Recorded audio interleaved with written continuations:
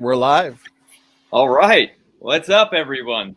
Today is opposite day, as you can tell, because I am your host. Let's get this going. This is going to be a fun one. Today's debate is on pigs can fly.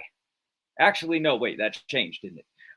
It is there evidence for human evolution? So we have a fun debate. And tomorrow is actually another debate. Is oneness biblical at 6:30 p.m. Pacific Standard Time? But for right now, on to our debaters. First, we have Standing for Truth, the man, the myth, the legend, who needs no introduction. And we also have the rising star, the challenger himself, Luca. And before we get into going over the scenario, what's going to play out, let's ask some of the debaters here to introduce themselves just briefly. And anything that they want to say, introduce yourselves and your channel, any websites that you might have. And we will begin with Standing for Truth. Well, thank you, Matt. Great introduction. You're going to be taking my job soon. It was so good. So I appreciate it. And yeah, I'm Donnie, or many may know me as Standing for Truth or SFT. So this will be my, I believe, debate number when it comes to formal debates, number 96. And I love these topics. Luca, I appreciate him doing this debate. He's had several now, and every debate that he does, he comes prepared. He does some fantastic prep work. It brings slides, technical papers. So I'm really looking forward to this. I think this is going to be a great debate. Like I said, this will be my 96th debate, and I've had debates with, some well-known evolutionists and PhDs like Dr. Stefan Frello, Dr. Dan Stern-Cardinal. I've debated Gutsy Gibbon 3 times, I believe, and Tom Jump a couple times, Conspiracy Cats a couple times. So yeah, I've been doing this for about 3 years, and I've got a series of books as well, with a few of them behind me. And as a ministry, me and Matt are working on a human evolution handbook, hoping to get that out in the next few months. So this is the perfect debate, since that's the book we're working on right now. So Matt, I appreciate it, brother. Awesome. And Luca? Yeah, I'm Luca. I'm an atheist, and I've been there for quite some time.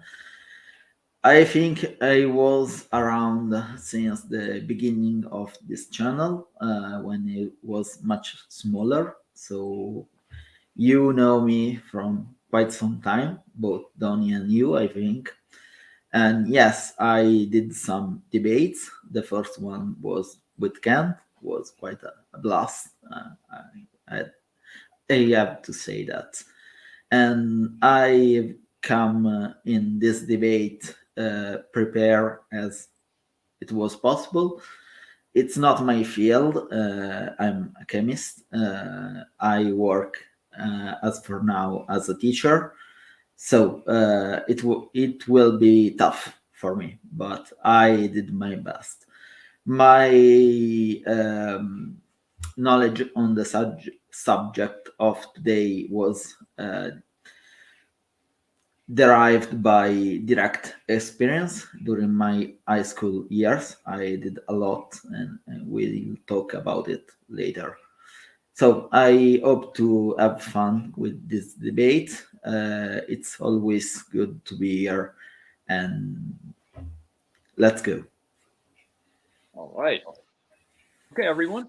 We are going to, I wanted to remind everybody to be sure to tag me. If not, it doesn't really matter. I'll be watching for questions most of the time. Just put a lot of question marks. I can't miss that.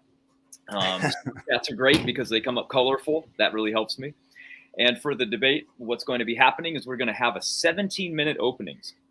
And if there's extra time, we might go into it later. We might leave it for the open discussions or even Q&A, but it's very early in the morning for Luca, so we probably might close it up a little bit early just for that.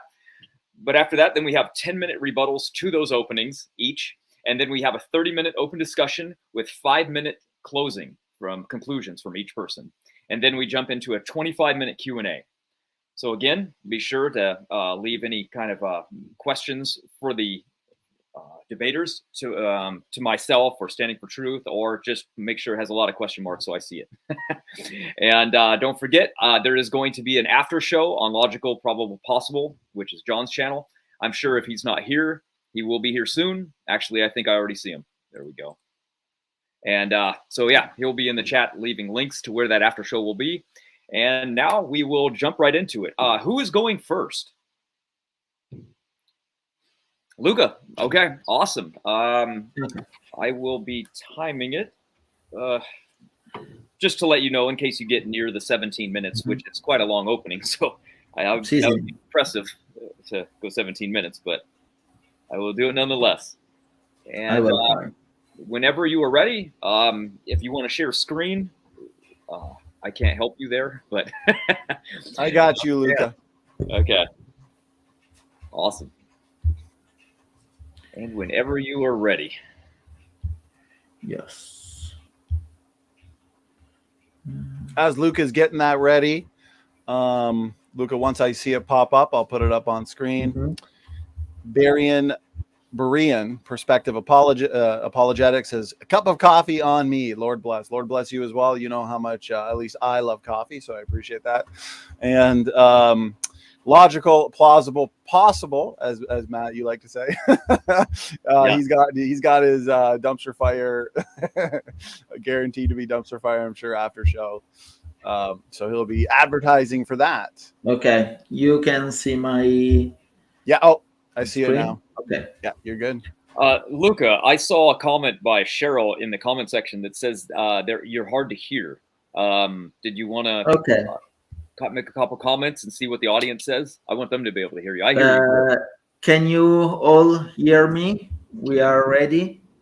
Yeah, I can hear you fine. You sound yes. You sound good to me. You come in loud. Fine here too. Okay, I was just making sure. Okay, if you are ready, I can start my presentation. Okay, whenever you're ready. Okay, so there is evidence for human evolution. I think so, of course. Let's talk about human and apes first. The idea that we are related or in the same category of the apes, it's not from Darwin, and it's quite important because the first one was Carl Linnaeus. It's quite famous and, of course, is much older. It's a much older work than Darwin. It's important because these ideas was not... it does not originate with Darwin, but it was precedent that we and the apes are the same thing, basically. And he was a creationist. It's quite important, this thing. So, humans are apes, and I do think so. But what I mean with that, it's not an insult. I'm not trying to be rude or anything, but I'm just pointing out that we are in the same category of apes. You all can see the skeletons of some apes and the human, and we do have the same characteristic. We are in the same superfamily and even in the same family with other apes like Pongo, gorilla, and so on and so forth. But I've been on this channel for quite some time, so I know that it's not nearly enough to convince you.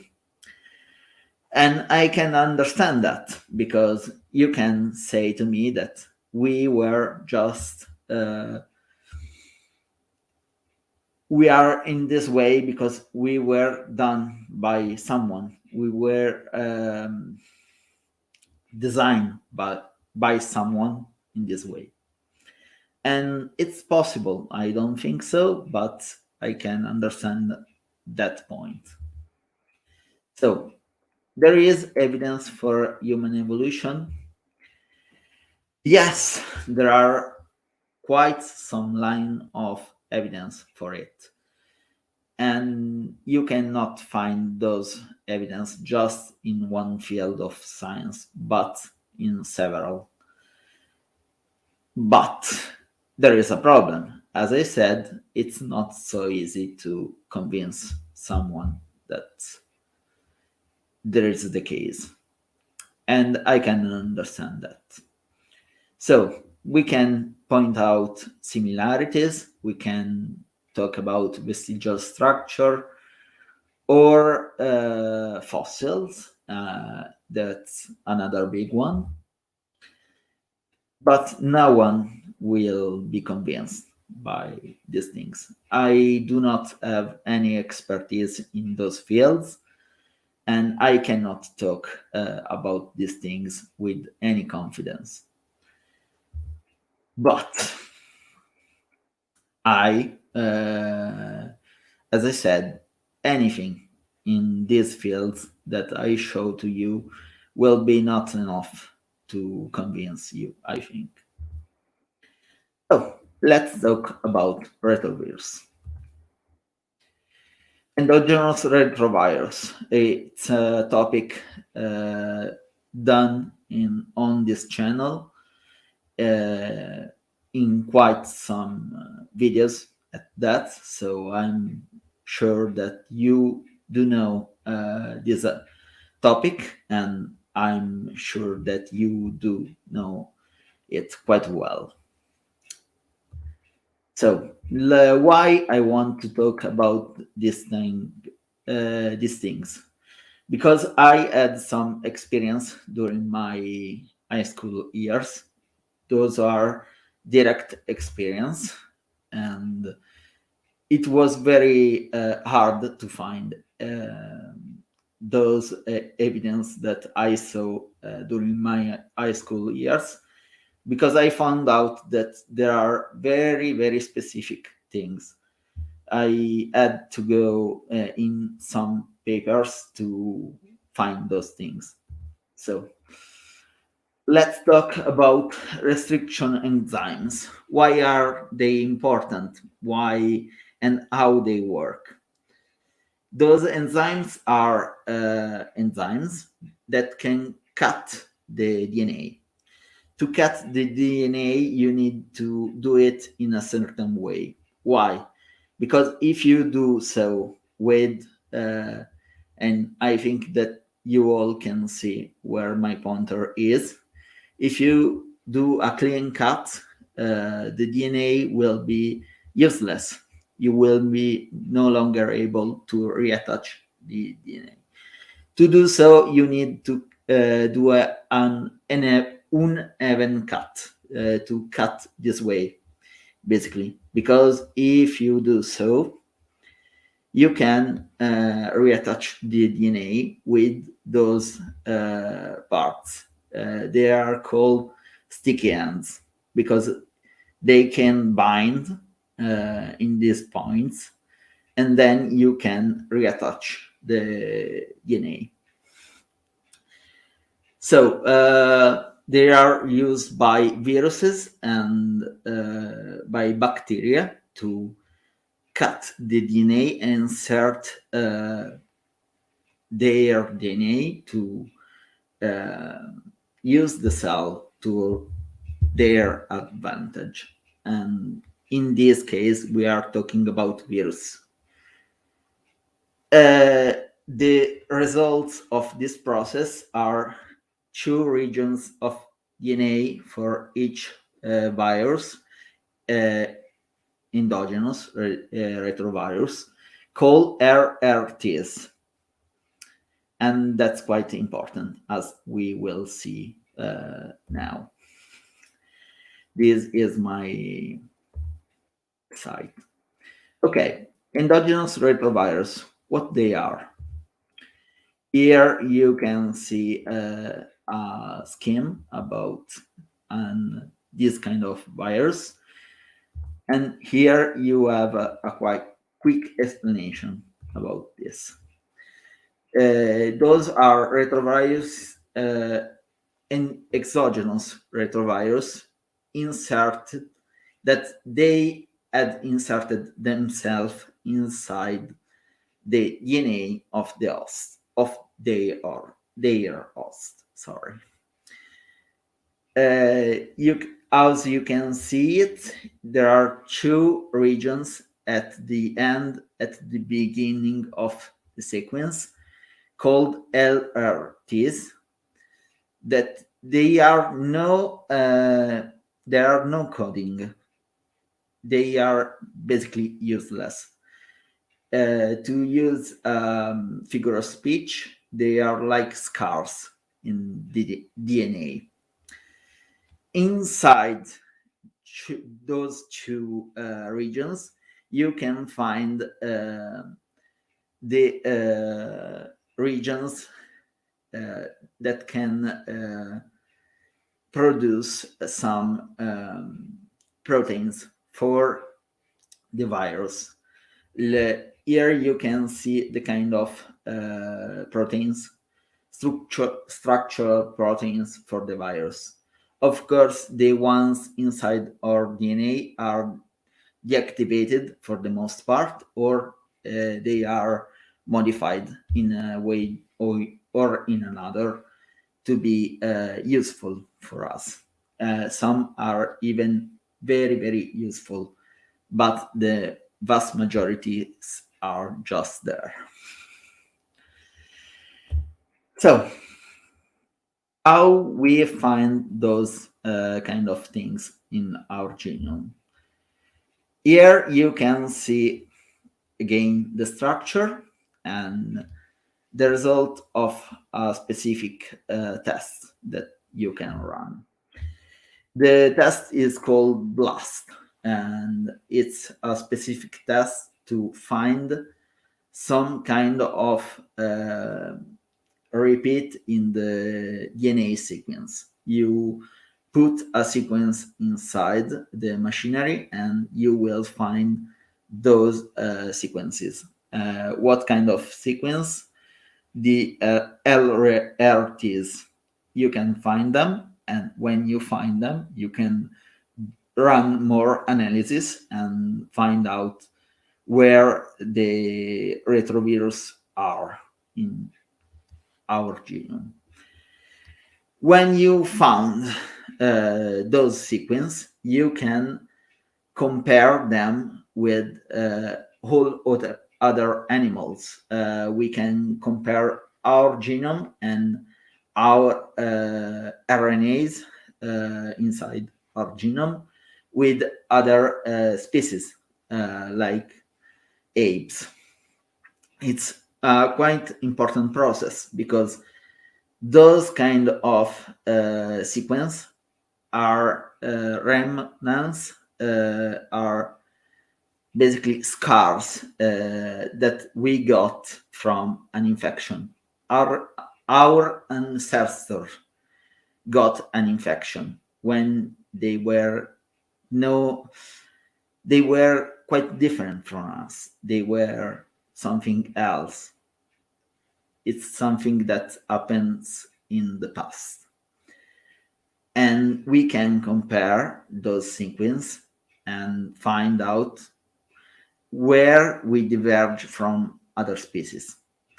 If we have the same set of scars, we know that we have a common history with that species, and so on and so forth, until we can build an actual tree, the famous lines of paper on paper. Sorry. So it's a very specific process. I actually tinkered with it during my experience, even though I was just in high school. So what are the results? Here you can see my sources. Okay, what are the results of this process? And it's a very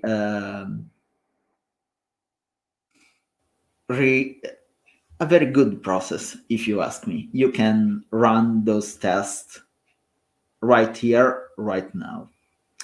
And here you can see us related to various apes.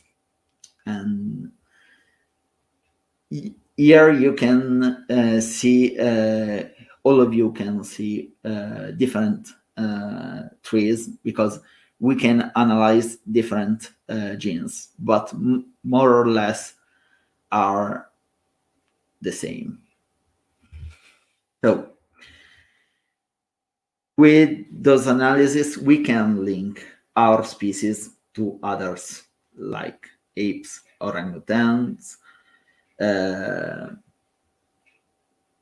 and other humans, gorillas, chimpanzees, bonobo, and so on and so forth. And we are not talking about things in the past. Of course, those infections were in the past. No matter what's the model, it's still something happened in the past. But we can perform those experiences right now. And those are the results. So that's my whole point. It's very important to me to explain to you all these kind of things, because I did learn about those things quite some time ago, and it was quite experience for me. So that's the end of my presentation. I just want to inform you that I did study quite a lot on this subject. Those are my old books from my high school years. They were very useful, if you ask me. For high school books, they were quite informative. I went to a quite good school, if you ask me. And I hope that you all enjoyed the presentation. Here you can find my mail. It's quite important if you have some questions. I do love to engage in those kind of discussion. I bet that a lot of you know that already. And thanks for watching. And I want to give my thanks to a special person, Chantal, a friend of mine that helped me a lot with this presentation. Without her, I don't know how I would done it. She helped me a lot. So I'm done. Oh, Matt, I think you're on. You're good now, Matt. You're good now. All right, thanks. I didn't even know. Yeah, good job, man. You went over 16 minutes, so perfect. Okay. You almost used up your whole time. Great. Awesome. So now, Donnie, whenever you are ready, unless you had anything to tell the audience or ask, go ahead. No, I'm good. Is my audio video coming in good? Sounds good to me. All right. All right, here we go. Let me just share screen here real quick. Luca, thanks for that opening statement. I appreciate it. As I said earlier, I mean, you come prepped, you come with some good, interesting arguments, and I am very excited to engage them. So let's see. I imagine these slides are showing up on screen. So that being said, let's get right into it. I'll start the timer now. 17 minutes. Debate number 96, human evolution. Is there scientific evidence for human evolution? Donnie versus Luca. I'm excited for this. As I said earlier in the intro, I've written numerous books with a future one specifically on this topic coming out. Now, it's important to understand that fossils are limited in terms of what they can tell us. And I do appreciate that Luca spent some time on the genetics data, and we will deal with that in the rebuttal. And this is why the fossil record is low quality and low confidence science, because of the limited data that we can really get from it. It requires huge amounts of assumptions, inferences, and imagination. Genetics is the best way to answer this question of ancestry. Is a fossil inherited sperm and egg? No. Genes and traits are inherited sperm and egg. You can only do so much with fossils. Ultimately, if we want to answer this question of ancestry, we must go down to the molecular level. Most of the hominids do not have DNA that can help us determine what they were like and to see how close or how far they may have been from us today. Their DNA could tell us a lot about the world that they lived in and how they lived. This is why Neanderthal DNA has helped us greatly in understanding who they were and whether they provide evidence for human evolution or separate ancestry. Firstly, genetic data has revealed that we, as humans today, have mated with the so-called ancient humans. These would be Neanderthals and Denisovans. It is understood that roughly 4% of the DNA of European modern humans is shared with Neanderthals.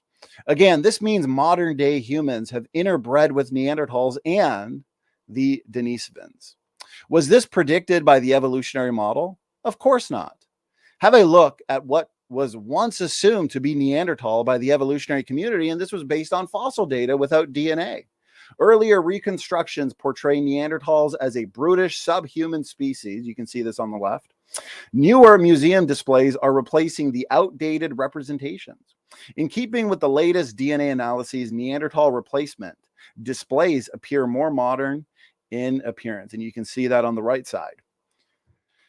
Neanderthals were massive. As you can see here in the image, they were robust and built for the cold post-flood ice age related conditions they lived in. Their musculature and bone structure were giant. I was watching a lecture where the speaker explained that nearly all Neanderthal fossils that you find have broken bones somewhere in their body. These are bones that broke and then healed. We see the evidence of this in both Neanderthal men and women. That means they were hunting together, they were working together, and we know they lived in cruel, cold environments where they wrestled and killed animals for food. They lived in small populations. And as a result, they were inbred, highly inbred. Their rungs of homozygosity are massive. They had better eyesight than us, bigger brains than us, and they were stronger than us. And experts in the field would now admit that they were the same species as us. We literally have their genes. Okay, they were not a different species, not a sister species like some evolutionists still want to maintain. They were the same species. A ton of interesting information on Neanderthals. For example, right here, inbred Neanderthals left humans a genetic burden. This is all exactly what we'd expect from the biblical creation model of ancestry, where you have these subpopulations migrating after Babel, or maybe even some before, and they become isolated, inbred, and mutations accumulate. Mutations manifest, the ones especially that are in a recessive form. Notice this: inbred Neanderthals left humans a genetic burden. The genetic cost of Neanderthal introgression. Famous sites such as the Pit of Bones in Spain show that it is possible for a single population, we find this in one single Pit of Bones, guys, to display features characteristic of all major hominin species in the genus Homo. You got Erectus, Heidelbergensis, Neanderthals, and Homo sapiens. This proves that all these people coexisted and were part of a diverse interbreeding population. Notice this, guys. This stuff is fascinating. Neanderthal behavioral practices and abilities. Manufacture of pitch, controlled use of fire, sewing, tailored clothing and footwear, living floors, cosmetics, cared for the injured, weak, elderly, ceremonial burial, abstract thinking. I mean, this was a very sophisticated and intelligent people group. Evolutionists would admit that even according to their own model, humans have shared the planet with multiple different species of human, as we've seen here in the Pit of Bones. We've got, what they say are different species of human living at the same time, found together in the same bone pits. Okay, and they would say that these would include Neanderthals, Heidelbergensis, Erectus, Naledi, Denisovans, Luzonensis, and Floresiensis, who people might understand as the Hobbit. Paleoanthropologists would also admit that what they would refer to as a different species have coexisted with the australopithecines.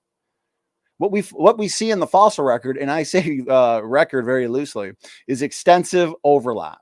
We see coexistence and overlap. This is exactly what the biblical creation model of ancestry would predict. Evolutionists, unfortunately, have had to reject this linear idea of human evolution because of what we see. Notice this from Donald Johanson himself. The collection suggests that Homo and Australopithecus coexisted as early as 3 million years ago. The coexistence of Homo and Australopithecus in early South African sites it's not even a rare occurrence. It's not unusual.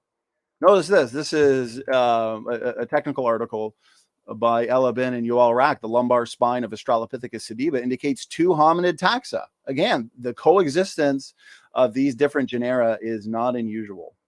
However, a careful assessment of the fossil remains attributed to Australopithecus sediba lead us to conclude that is in other South African caves. Notice other South African caves. Okay. This isn't some minority thing. 2 species are present. One represents Australopithecus and the other Homo. You don't really hear about this in the textbooks, do you? In groundbreaking find, 3 kinds of early humans unearthed living together in South Africa. Notice this. 2 million years ago, according to their own time frame, 3 different early humans, Australopithecus, Paranthropus, and the earliest known Homo erectus, which you're going to see in a bit was completely human in every way, appear to have lived at the same time in the same place. All right, so this is what we see. And you will see by the end of this presentation and debate that there were not different species of human. You will see that we are not related to the great apes, and we have not descended from Australopithecine or ape-like ancestors.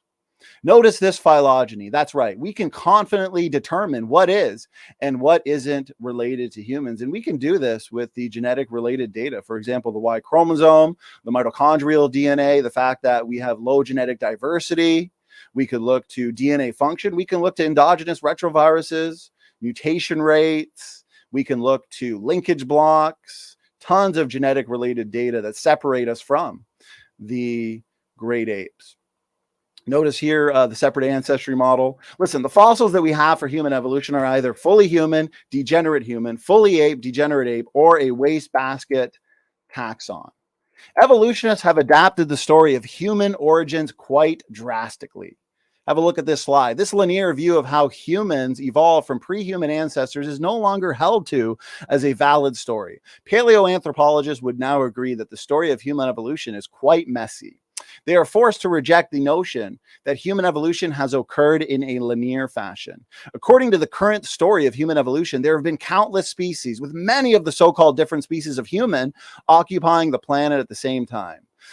I mentioned this in the introduction of this statement. According to the evolutionary thinking and storytelling, these many different species, of course, we as biblical creationists would not agree that there have been different species of humans, different variations, sure, have oftentimes shared the same goal and worked towards a shared purpose. Evolutionists would insist this time period, where so many different human species lived at the same time, was instrumental in how modern day humans evolved. Again, have a look at the slide. The tree of life for genus Homo is now depicted as a bush rather than a tree, a bushy mess. Okay, paleoanthropologists have pointed out that the story of human evolution gets more confusing with each new find. We could spend hours just on quotes from their own literature and dialogues and lectures, but let's just go over a few. For example, from Wood here, it says, even with all the fossil evidence and analytical techniques from the past 50 years, a convincing hypothesis for the origin of Homo, notice this, remains elusive. The Pliocene hominin diversity conundrum. Do more fossils mean less clarity? Read the paper. The answer is no. Not any more clear, more confusing. It's a mess. Although there is no doubt that these new fossil discoveries have opened new windows into our evolutionary past, they have also complicated, notice this, complicated our understanding of early hominin taxonomy and phylogenetic relationships. These are not sources and quotes from young Earth creationists. Most hominid fossils, even though they serve as a basis for endless speculation and elaborate storytelling, notice this from Gould himself, are fragments of jaws and scraps of skulls. Oh, that's a quote from 1980. You know, that's outdated. That's a quote mine. Oh, really? Because paleoanthropologists are saying the exact same thing today in 2021. If we want to be objective, we shall almost certainly have to, notice this, guys, have to scrap the iconic list of names in which hominin fossil specimens have historically been trapped. Notice this, and start from the beginning. New hypotheses, new ideas when it comes to relationship. And we can go on and on and on. Look at this. Fossil find of the century may just be a gorilla after all.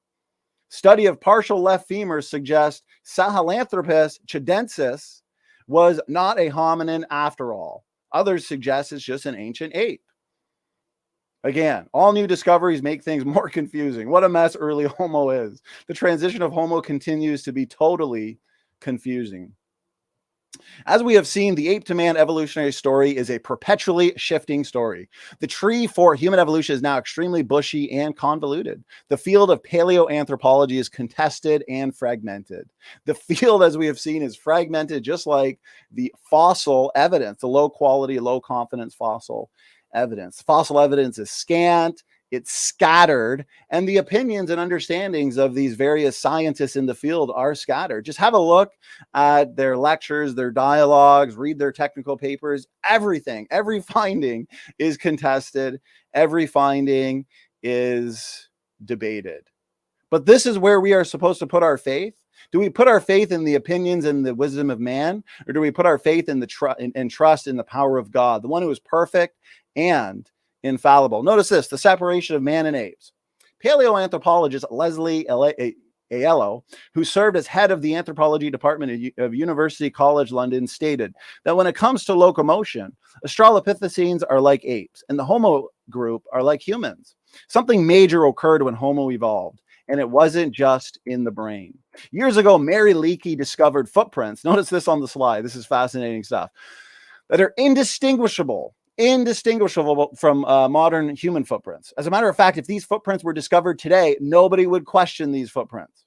They would all conclude they were made by barefooted human beings. Evolutionists have actually dated these footprints to roughly 3 or 4 million years ago. And therefore, because of their circular reasoning, they cannot conclude that they were made by humans. Just have a look at the different variety of primate feet to the right, and then the actual footprint itself with the inline big toe to the left. Now, let's get more into the human evolution icons when it comes to the Homo genus, okay? Human evolution or genetic degeneration. Well, so-called primitive humans are actually inbred subpopulations. We saw this earlier with a few of the papers and technical articles describing Neanderthals as being highly inbred, 40% less fit than modern humans. Genetics now know that the human race is accumulating harmful mutations at an alarming rate. It's roughly 100 new mutations per person per generation. Most of them unselectable, most of them invisible to selection, and most of them effectively neutral. That's why they're invisible. They're not large enough. They're not detrimental enough for selection to see them, for Mother Nature to see them. So what type of selection can Luca here present us with today that can remove so many deleterious mutations that are accumulating from generation to generation? Now, notice this, guys. This degenerative process accelerates whenever a small population is reproductively isolated for many generations. This results in inbreeding and accelerated mutation accumulation. Furthermore, when just a few closely related individuals start a new and isolated population, the result will be founder effects, whereby their descendants will manifest the genetic peculiarities and defects of the founding individuals. And this is exactly what we see for the evolutionary icons such as Neanderthals, Erectus, Hobbit, and Laetoli. They're not primitive pre-humans. Okay, Neanderthals lived in the harsh climate of glacial Europe, where only a sparse population would survive by the hunting. Laetoli lived among the caves of the South African wilderness.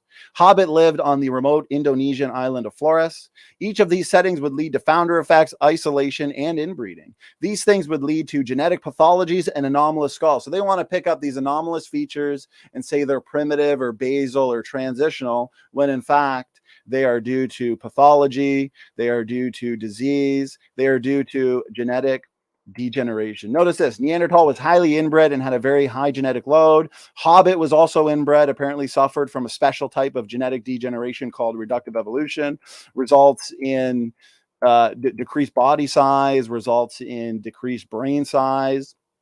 Laetoli likewise inbred and suffered from reductive evolution, resulting in the same features.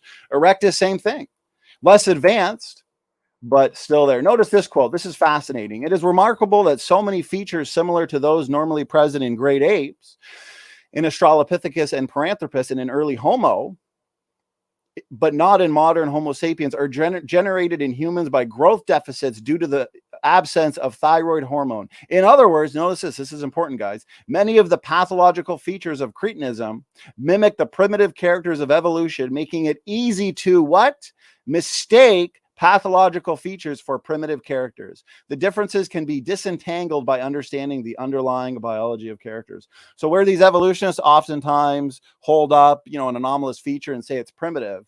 In fact, we have a paper here by Eric Trinkhaus where he's saying this is what we see in the fossil record when it comes to the late Pleistocene. Is we see skeletal pathologies.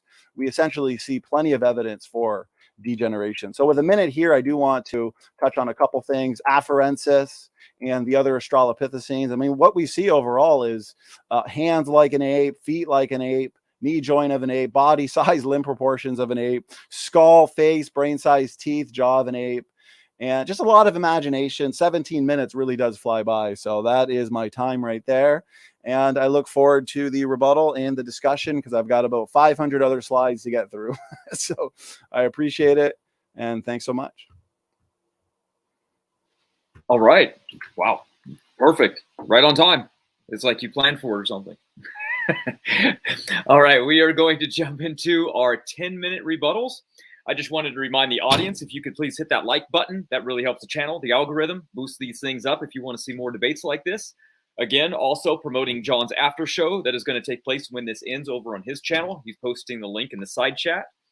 And we will jump in there right now to the rebuttal to these introductions. So, Luca, whenever you are ready, I will get the timer going for 10 minutes, and I will begin on your first words. Okay, I'm ready. So, it was quite a good presentation. Sadly, I almost agree with everything.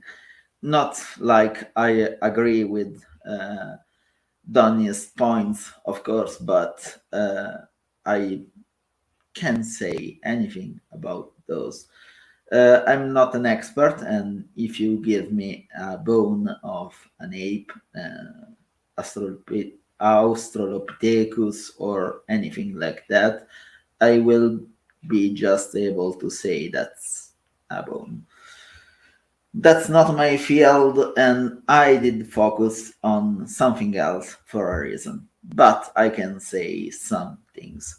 First of all, I cannot agree on the degeneration part. I live in Italy, and that's quite important for this line of evidence. Why? If you look at the very old buildings, I went in Milan some time ago, and I was there in very old houses. And if you look at those, they had very small doors. And when I mean small, I mean small. During the Middle Ages, people were much smaller than me. And also, I'm a teacher. I'm with younger people all the time. And I've seen 10, 11 years old, almost as tall as me. I do not think that people are getting worse by the time. Of course, evolution is not a perfect process. We can talk about that a lot if Donny will want to do so, but not an expert on those topics. even though I know my fair share. Why I want to focus on endogenous retrovirus? Because during my experience, high school experience, I did tinker with those kind of things. My school was a school centered around agriculture and zootechnic. So all about plants and animals. We had some animals too, and we had some laboratories. One of them was a laboratory where we were cloning plants. So I was working with DNA and stuff like that since when I was 17, 18 years old. Of course, it's not like I was doing all that by myself. I was very young, but I have to say that I've studied very, very advanced things. I was very surprised by the level of my instruction, my knowledge on the subject, because I found out about these things very when I was very, very young, and looking about it on the net, I managed to find those topics only in technical papers. So my instruction on the topic was that good, and I was very surprised that something that it was perceived from me as quite simple, it was indeed very advanced. So I can talk about these things because I have direct experience. It's important because when I debate, a lot of people tell me that I'm indoctrinated, that I do believe what I believe, and it's not even a belief. Sorry, because I've seen evidence for it, so it's not like I just believe in something. And I did not ever explain my experience. I did some work with those kind of things. I even run some tests. I did run some tests on a GMO plant with electrophoresis machinery when I was only, I think, 18 years old. I don't know if the people there know what I'm talking about. It's a machinery to analyze the genes inside DNA. It was a test to find out if the plant was indeed a GMO or not. So I was into very technical stuff when I was younger. And then, of course, I started to study chemistry. So I cannot wait to discuss these topics. I think that we will have a pretty good discussion on those. And I do think that RNA endogenous retrovirus are a very good piece of evidence because I cannot bring myself to think a reason to design something like that. So I can stop with that. I leave my time for the discussion or the Q&A. All right. Awesome. 7 minutes, 30 seconds. Not bad. So only 3 minutes left anyway. So Donnie, when you were on mute and when you were ready, I will start that 10 minutes. And thanks, guys, for all the questions. They're pouring in. So I won't probably be able to get too many more. Sorry. Okay. All right, I appreciate it. Oh, I'm sorry. Go ahead, Matt. No, that's okay. When you are ready, I'm going to mute myself, and then I'll start the timer when you go.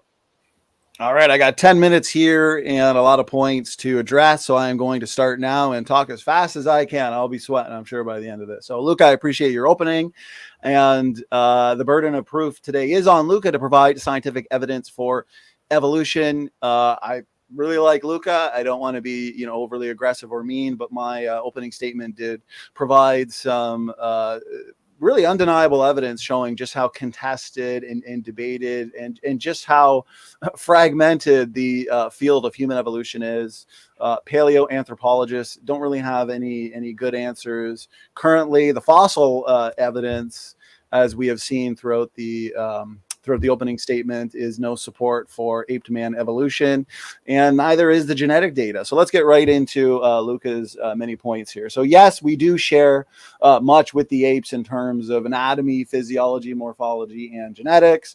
Evolutionists would say non-human apes when it comes to like the chimpanzees, bonobos, gorillas, so on and so forth. Since according to the law of monophily, the evolutionists would say that we are apes. Heck, we are even eukaryotes, right? Does that mean all eukaryotes are related? Of course not. Of course not. Linnaeus and classification systematics, taxonomy, cladistics, for example, I'm sure everybody's heard kingdom, phylum, class, order, family, genus, species. Yes, we can classify animals. I don't think the animals themselves care where we classify them. Classifying various animals based on characteristics and traits and features and genetics does not actually prove relationship, because similarity does not equate relationship. Okay, so let's make that clear. If we were to draw a circle big enough, we can just add about everything into it. How about we draw a circle that says living things? Let's title our circle living things. Just because everything can be grouped into that circle does not mean everything within that circle is related. I'll ask Luca. Luca, do you believe that you and a mosquito are related through common ancestry? Or do you believe that you and a strawberry are related through common ancestry? Okay, just because everything can be grouped into that, say, circle, does not mean everything within that circle is related. We could draw a circle and call it modes of transportation. Massive circle, modes of transportation. Wow. Apparently now all vans of all manufacturers are related to all sedans of every other manufacturer. Homology is not really a good line of evidence for common ancestry. Why? Because similarities can be due to common design. Chevys and Hondas both build their cars with, believe it or not, windshields, doors, a steering wheel, and wow, even tires. Many modes of transportation have 4 tires, and those tires being made out of rubber. Wow, Chevys, Hondas, Mercedes, and Fords must share a common ancestor. Maybe they inherited these features from a common sedan ancestor in the Arctic millions of years ago. Vehicles these days are even designed and built with control features, lane control, adaptive headlights, backup cameras, navigation systems. You'll find vehicles all have airbags in common. Require gas, are used to move from one place to another for functional purposes. There are thousands and thousands and thousands of similarities between all forms of modes of transportation. And it's not because of common ancestry, it's actually because of common design. Human engineers build and design in homologous patterns. This is the best way to do it. This is good design. And our model of biblical creation would suggest that because we're made in the image of God, we should be able to get a sense for how God designed the biological world based on how we design things. And it turns out that we design in homologous patterns. It turns out that we design in nested hierarchical patterns. These lines of evidence, these observations are, unfortunately to the evolutionist, agnostic to the debate. It would be like me pointing to the fact that the sky is blue and saying, well, Luca, the sky is blue, therefore creation is true, evolution is false. No, both models, creation and evolution, can explain the data itself. So now I want to share screen because his other argument had to do with endogenous retroviruses. So let's get into that. A couple of visuals though. I'm a visual learner, so here, as you can see, thousands of similarities in all types of modes of transportation. Humans design in homologous patterns. That's at hierarchies. The fact that humans share more with the chimpanzee than humans share more with the lizard. Okay, just standing back and looking at the physical features, looking at the phenotype, for example, you can predict that, yes, let's just say we're looking at genetics or hierarchies in genetics. Yeah, of course, we're going to predict or expect more similarities between the human and the chimpanzee than between a human and a mouse. Okay, the evolutionist wants to say, well, we share more with the human than we do with the mouse. And of course, both creatures are mammals, but it's because we share a more distant ancestor. Chimpanzees are our closest cousin. We split more recent than the common ancestor we would have with a mouse. And the differences are time, differences that have accumulated. Okay. But the fact is, what we see is hierarchical patterns in modes of transportation. A sedan, by definition, just stand back and look, a sedan shares more with an SUV than it's going to share with an unpowered vehicle, even like a bicycle, or an engine-powered vehicle that we would group like a plane. Okay, so this is expected. And again, what's interesting too, when it comes to humans and chimpanzees, although there is similarities, even within the similar genetic sequences, guess what we have? Differences in epigenetics, differences when it comes to gene expression. The similar gene sequences, but different patterns of expression. So still differences even in that which is would be considered similar. It's amazing. So endogenous retroviruses was his other argument. So we'll deal with it here, okay? Notice this. Viruses in general, guys. Most evolutionists, they seem to assume that when you hear the word virus, think of something bad. No, the majority of viruses are actually good and beneficial. Beneficial to you, beneficial to the eco. You wouldn't want to live in a world without viruses, okay? Now here's a fact. You have over 10 trillion cells, and you actually have more viruses and bacteria, for that matter, in and on your bodies than you do cells. Well, why aren't we all dead? I mean, if all those viruses are bad and viruses are just nothing but, evil and negative to the health of living organisms and ecosystems. No, because they're there. They're important. They're designed that way. They're designed to regulate, for one, the number of bacterial species that exists within us. With all the viruses, maybe the bacterial species would just take over and we die. No, it's symbiotic relationships.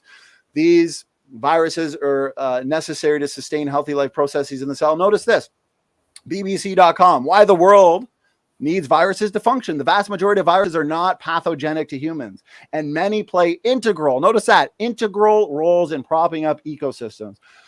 Others maintain the health of individual organisms. Sometimes I'll be debating these evolutionists and they'll say, oh, I don't believe what you're saying is true. It's like, listen, this comes from your own secular literature. Okay, endogenous retroviruses, for example. Okay, these viral-like elements that litter the genomes of living organisms. How do retroviruses become endogenous? Just for anybody who wants to know, what are these we're dealing with? Human endogenous retroviruses, HERVs, represent footprints. Notice this. Notice the built-in assumptions, guys. Footprints of previous retroviral infection and have been termed fossil viruses. They are transmitted vertically through the germline. It has to be the germline in order for it to be passed on, and are thus inherited by successive generations. Okay. Notice the built-in assumptions, because anybody who's familiar with my many debates and talks on this, the real question is, are these endogenous retroviruses and other classes of retrotransposons, are they really the leftover remnants of past viral infections over millions and millions of years, or are they created units of DNA function? One model, the evolutionary model, would predict that they are evolutionary leftovers, genomic fossils, and therefore junk. We, as creationists, would predict, okay, if they're created units of DNA function, they are put there and front-loaded for a reason, for a purpose. We would predict what? Function. Notice this. Notice this from the technical literature. Look at this, virology. How endogenous retroviruses, believe it or not, protect us from viral infections. Long disregarded as junk DNA or genomic dark matter, endogenous retroviruses have turned out to represent important components of the antiviral immune system. Not only regulate cellular immune activation, but may even directly target invading pathogens. And notice this. Gene expression. They're functional in gene expression, determining cell types, functional in the embryo, functional on so many levels. Okay, the LTRs that he talked about, the long terminal repeat element of an ERV has the capacity to exert regulatory influence as both a promoter and enhancer of cellular genes. And the creationist position has an entire model that talks about these endogenous retroviruses. And for example, notice this. Did you know that cells produce many of the same things that viruses are made of? We make protein codes, we copy DNA and RNA, we have mechanisms of moving DNA to different parts of the genome. Thus, some viruses may have originated in normal cellular operations. The parts are all there. Sometimes the parts are assembled into things that almost appear virus-like. And wow, that's 10 minutes. And these rebuttals fly by, but I think I addressed all the points, so I'm good. Yeah, they do go quick. They do go real quick, that's for sure. Debating is kind of stressful. But now we're going to jump into the 30-minute discussion portion of this debate. I've already gathered up a lot of questions, so I don't even know if I can probably take more. I will, but we might not get to them, just so you guys know. A reminder that John will be having an after show. You posting the link on the side. And if you guys wanted to grab a drink real quick, I can go through the upcoming debates that we have on this channel in the next probably week or 2 weeks. The one for tomorrow is going to be a debate on oneness by Kelly Powers versus Rodney Smith. That will be at 6:30 p.m. Pacific Standard Time. And then on 3/28, so in about a week, almost a week, we have a debate: is evolution a responsible scientific theory? It looks like that is T. Jump and Kent Hovind at 5 p.m. Pacific Standard Time on the 8th. The next one will be the Great Apes of the Earth debate with Professor David McQueen versus, the name goes off the side, sorry. That will be on the 9th at 3 p.m. Pacific Standard Time. The next debate will be, is evolution a reasonable scientific theory? Again, with Kent Hovind. And I can't make out who he's debating in this one either. That's on the 11th. Man, Kent just debates every day, doesn't he? And then the next one, evolution debate. Again, transitional fossils. This is Christopher Sylvius versus looks like Jackson Rowe in the picture. Name goes off the side. That will be on the 12th at 6 p.m. So a lot of events coming up. Now into the discussion portion, guys. So I will set the timer for 30 minutes. And who starts off on this one? Okay, maybe me. Yeah, you would go, Luca, because you went first. So it was good, especially the last part. But I still think that ERVs are good evidence for evolution. Why? Because when you look at them, and if you remember, we did have that discussion how we can detect those things and why. It's important because we know where enzymes can cut and how they can cut the DNA. And when you find something like that, a sequence where there was a cut, or at least look like it, and then 3-4 genes for structure useful to a virus, and those things can be useful for us too and make sense because any mutation can change those proteins, and those proteins can be useful for us For what I know, we do have a placenta for a thing like that. So that makes sense, but on the design standpoint, it does not make any sense. Those sequences, for the most part, are non-coding regions, the LRTs, because those are the regions where the cut was. And it's quite important. And even the inside, it's not always, we can say most of the time, is not useful for us and can be even dangerous in some cases, because those are and they are remnants of a virus. We can trace those virus. We do know, even for quite a lot of them, what kind of virus they were.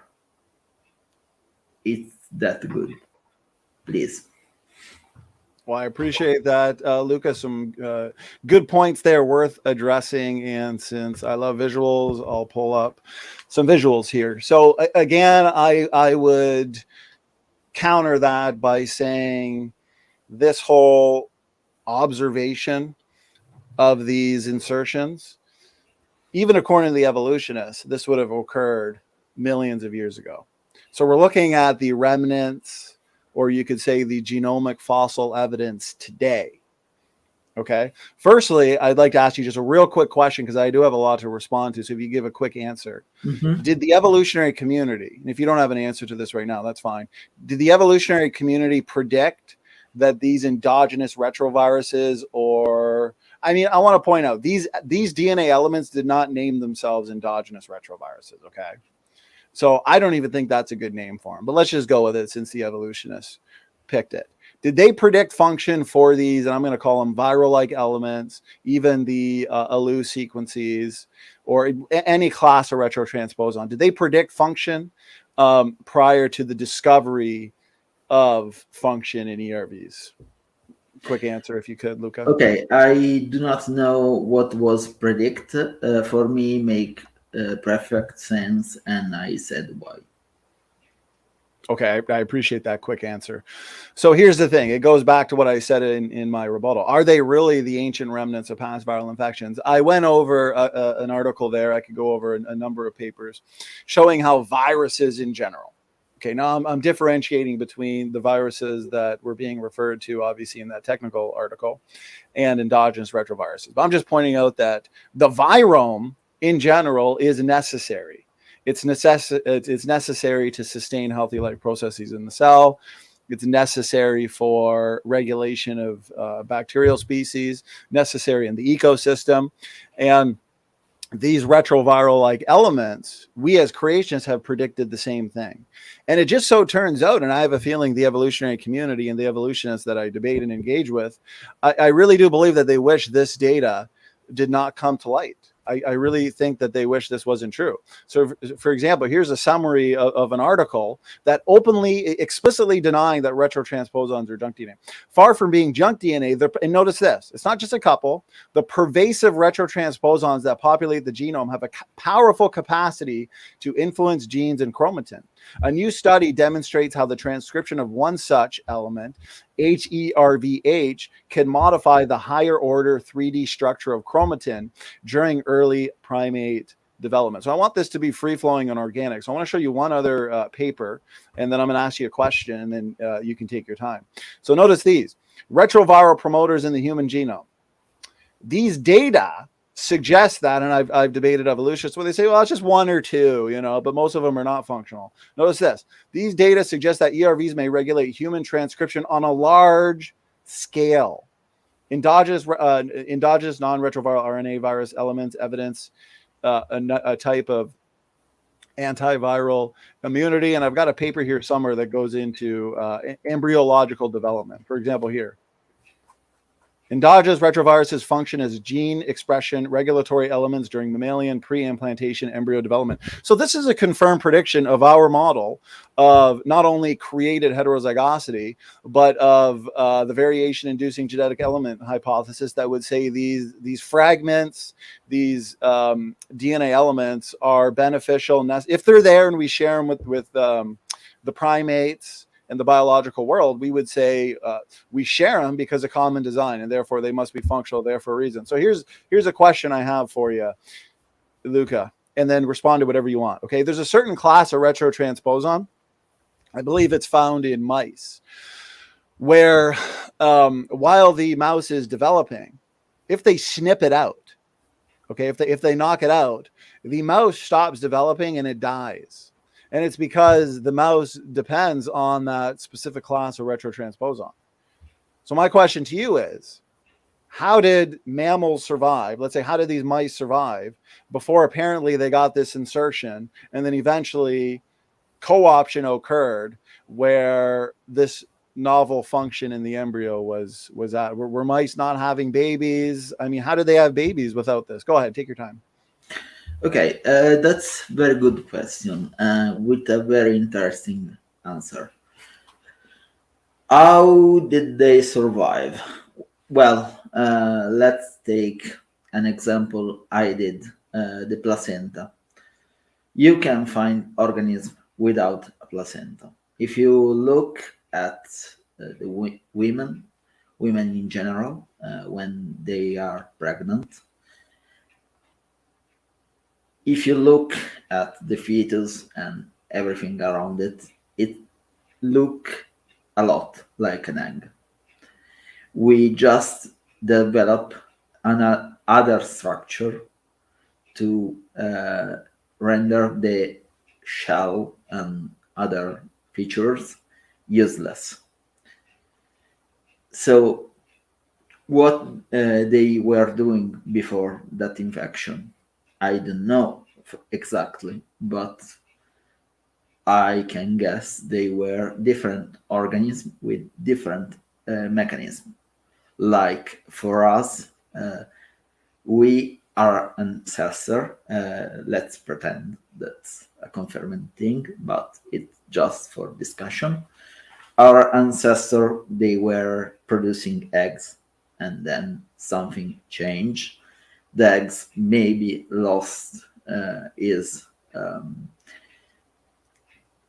not a shell per se, but maybe it was more soft. Then it was no longer a shell, and then the placentas came in to make the connection between the baby and the mother. And it's not like you will ever have something unable to live. Maybe some non-optimal solution time to time, but everything in that progression will be able to survive. On the retrovirus, yes, I'm not saying that's junk. Some of them are, because some of them are not even that deteriorated.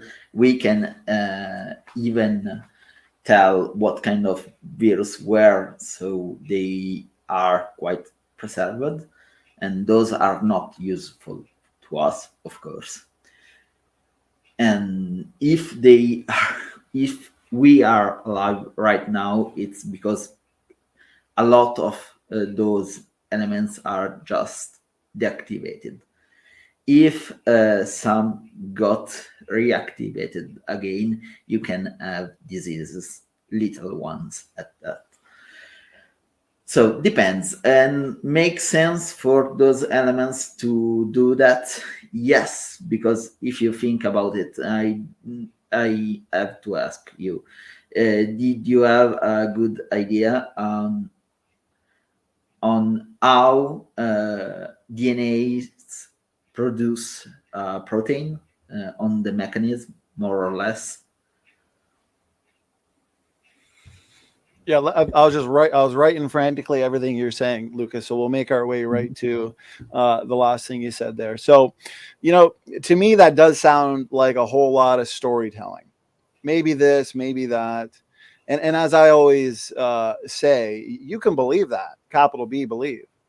But it's not science, because where's the predictions? Where's the empirical evidence for this story? Where's the empirical evidence demonstrating non-functional endogenous retroviruses going from non-functional to something incredibly functional and necessary, critically functional in the embryo, critically functional in determining cell types, critically functional in regulating genes, in acting as antiviral protectors, and beneficial and functional in the immune. I mean, we can go on and on and on. Those are just the ones that come to mind. But when it comes to what you said, some animals have placenta, some don't. Sure. There's great diversity in the biological world. I mean, you can find modes of transportation where some have a diesel engine and others have a regular engine, or some are all-wheel drive, others have front-wheel drive or rear-wheel drive. I mean, there's all sorts of variation in the biological world. And what I find interesting is we do have taxonomically restricted ERVs that are functional, specific to humans, right? And then we also share many others with the chimpanzees, but we don't share an identical number with them because we are different. And we have different functions, although we do share the most with the chimpanzee than any other form of life, right? We share more with the chimpanzee than we do with a dog or a fish. So we'd expect some degree of similarity there. But I think if there's any validity to what you're saying, Luca, you would have to show how these functional components can be added to the endogenous retrovirus. Because the last thing I'll say here is, if a blindfolded painter, let's say he had a painting and then he put a blindfold on and he just started, adding random brush strokes to it. Well, he's more likely going to mess up the painting than make it any better than what it was. And that's what we see with the endogenous retroviruses, or these various classes of retrotransposons, is since they're functional, but the evolutionists are saying, well, these functions were co-opted or adopted at some point. It's like, wait a minute, this is a viral infection. This is an insertion. It's more likely to corrupt genetic functionality and genetic information than actually make it better, to adopt a function in the embryo or the immune system. I understand the evolutionists have, a story, or what I would say a rescue device, but I just want to see the empirical data. I want to see a technical paper demonstrating that this is possible. Yes, we do have a hypothesis that says a lot of these viruses originated from healthy viral-like elements. Because the genome has all the different, I showed a slide, Luke, I don't know if you remember. The genome has all the different components to accidentally make a virus that may be harmful.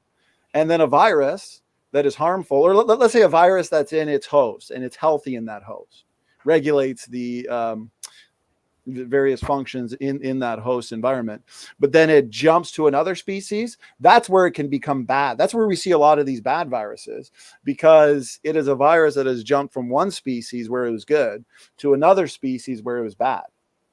But Luca, here's the last thing I'll say is retroviruses need a host to replicate, right? So what came first, the host or the virus?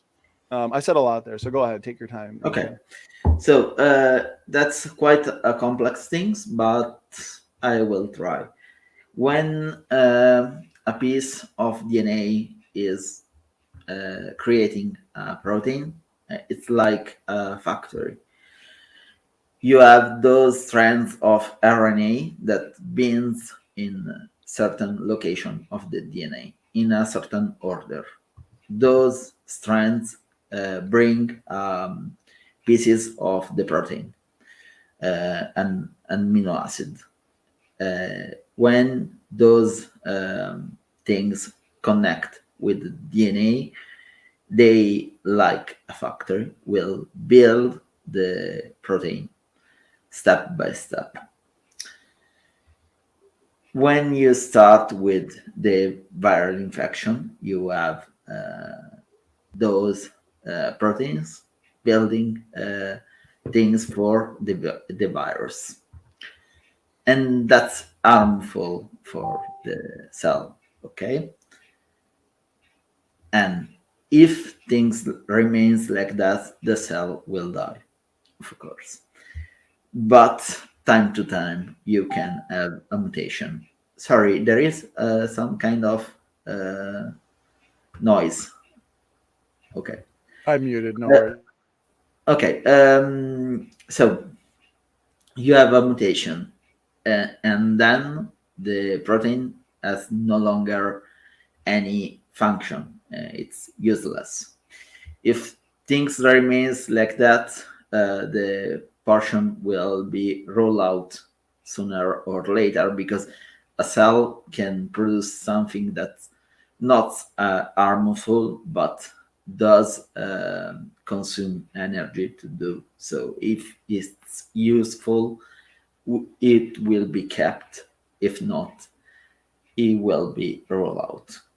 Time to time, it can you can have a good mutation with a result that's good for the cell, a slightly different protein that can be useful to that cell, to that organism.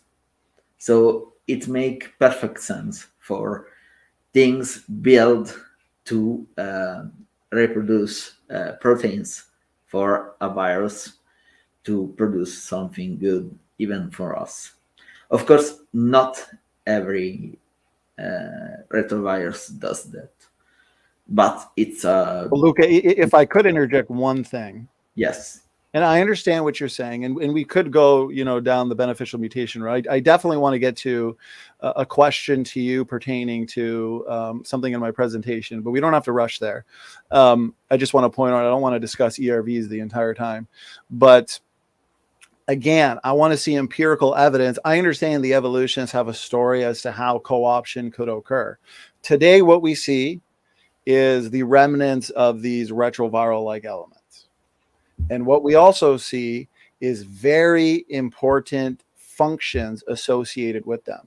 All I'm asking for as supporting evidence for the story associated with how these ERVs co-opted these various functions is something today, maybe in a lab, a technical paper that actually shows a non-functional endogenous retrovirus going from non-functional to something incredibly and critically functional in, let's just say, the embryo. That's really all I'm asking for. Well, we do have lizards developing a placenta, so those kind of process are observed right now. Well, I mean, like specifically the ERV though, because we're talking about it's not like I can bring you a specific paper on that, but I can search you if you want. I know that the placenta in mammals is from a process like that. We do know the kind of virus. We do know the kind of mutation that went in that place. So evidence is there, and the process I was describing, it's an actual process. Those happen, and we can observe them. It's not like it's rocket science. It's the process to make a protein. It's a well understood process. My point with ERVs, it's their design. You have two non-coding regions, the LRBs, then four genes, for the most part, remnants of viral genes. It's how we know those are remnants of an infection. And of course, but here's the thing: these components, like in every point of your DNA, and that's now part of your DNA. So you can have mutation even there that can change things and can be useful or not. Yeah, but these components, Luca, are functional. Like I showed the slide from a paper showing that these LTRs are helpful as in terms of promoters and regulation and but at this point let's Yes. leave the ERVs up to the audience, because before time runs out, Luke, I do want to ask you, because here's the thing. Your burden of proof tonight is there scientific evidence for evolution. I don't think any evolutionist has adequately answered why we see functional ERVs, but you know what, you made your case. Maybe we can leave it up to the audience. I am curious though, from your perspective, from your model, Luca. I showed many slides and many data points, including quotes from paleoanthropologists. I guess, firstly, are you familiar with the Laetoli footprints? Yes. But, okay, so if you are, how do we have anatomically modern-looking human footprints back, according to the evolutionary model, 3 to 4 million years ago?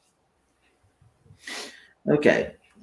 I did my fair share of search on the topic, and I've looked into it, and those, even if they are similar to our footprints, they have a quite different way to distribute the weight.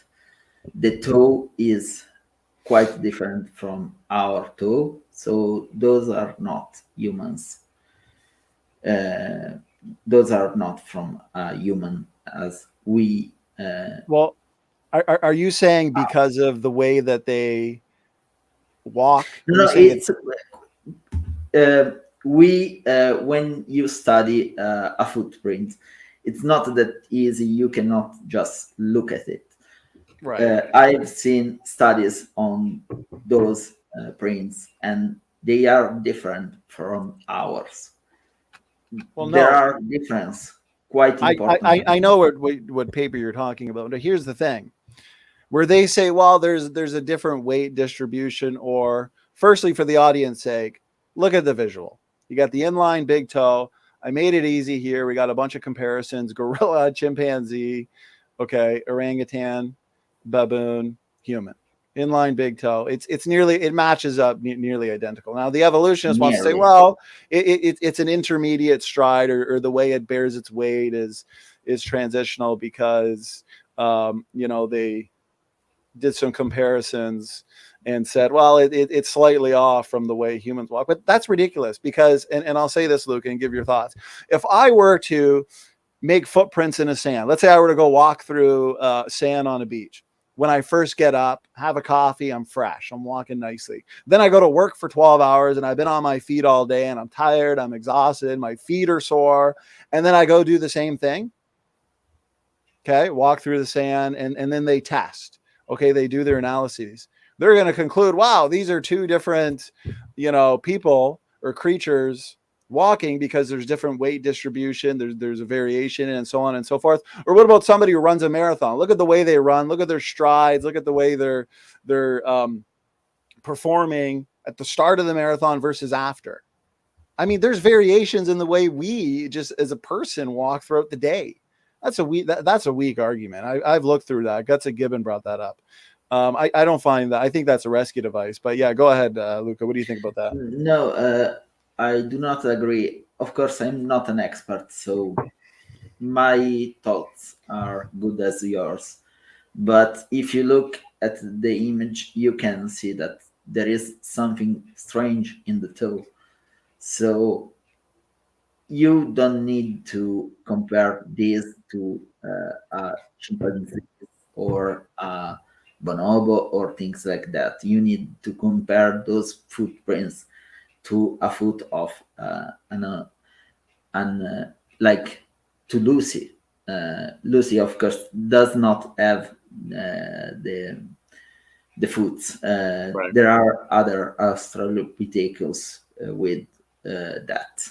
Yeah, so and it doesn't look like that, though. Idea of how their feet were, and they were slightly different from ours, and that footprints look like it. But I'm not an expert. It's just a layman giving an opinion on that. And I do not have that paper here right now, so it's not like I can discuss anything. Right. No, that's fine.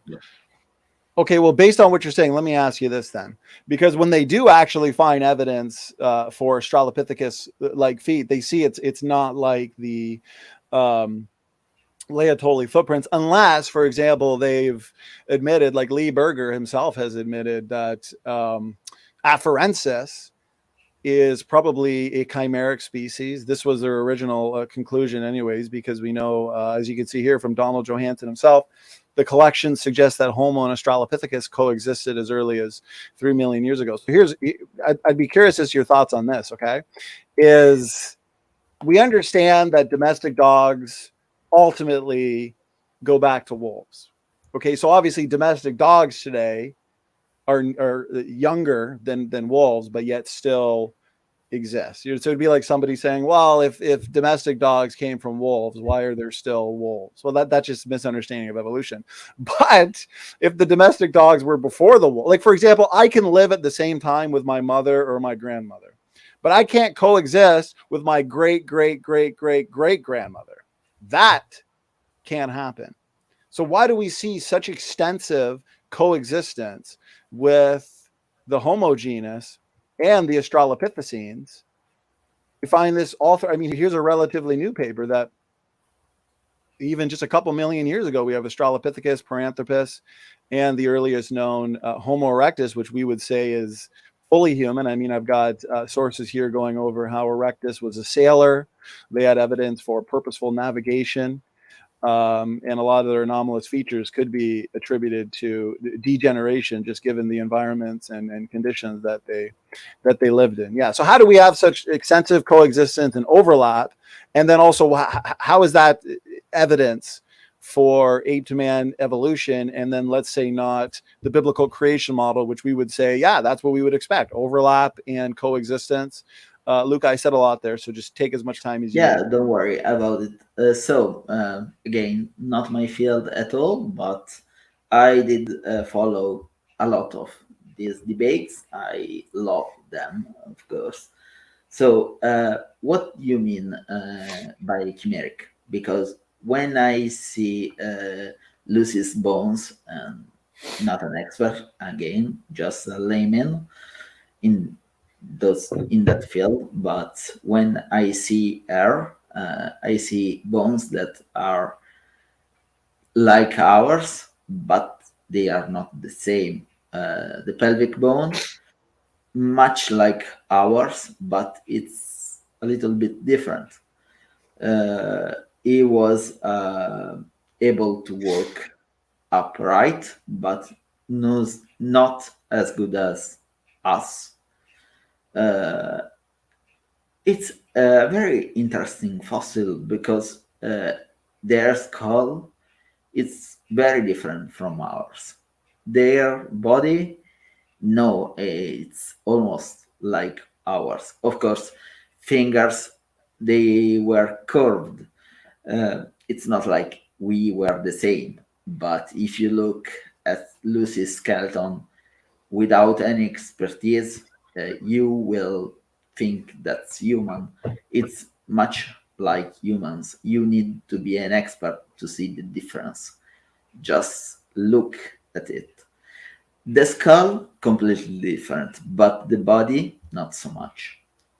Though there are differences, and those are very interesting ones. So what do you mean by chimeric? Because the single bones are in between us and apes.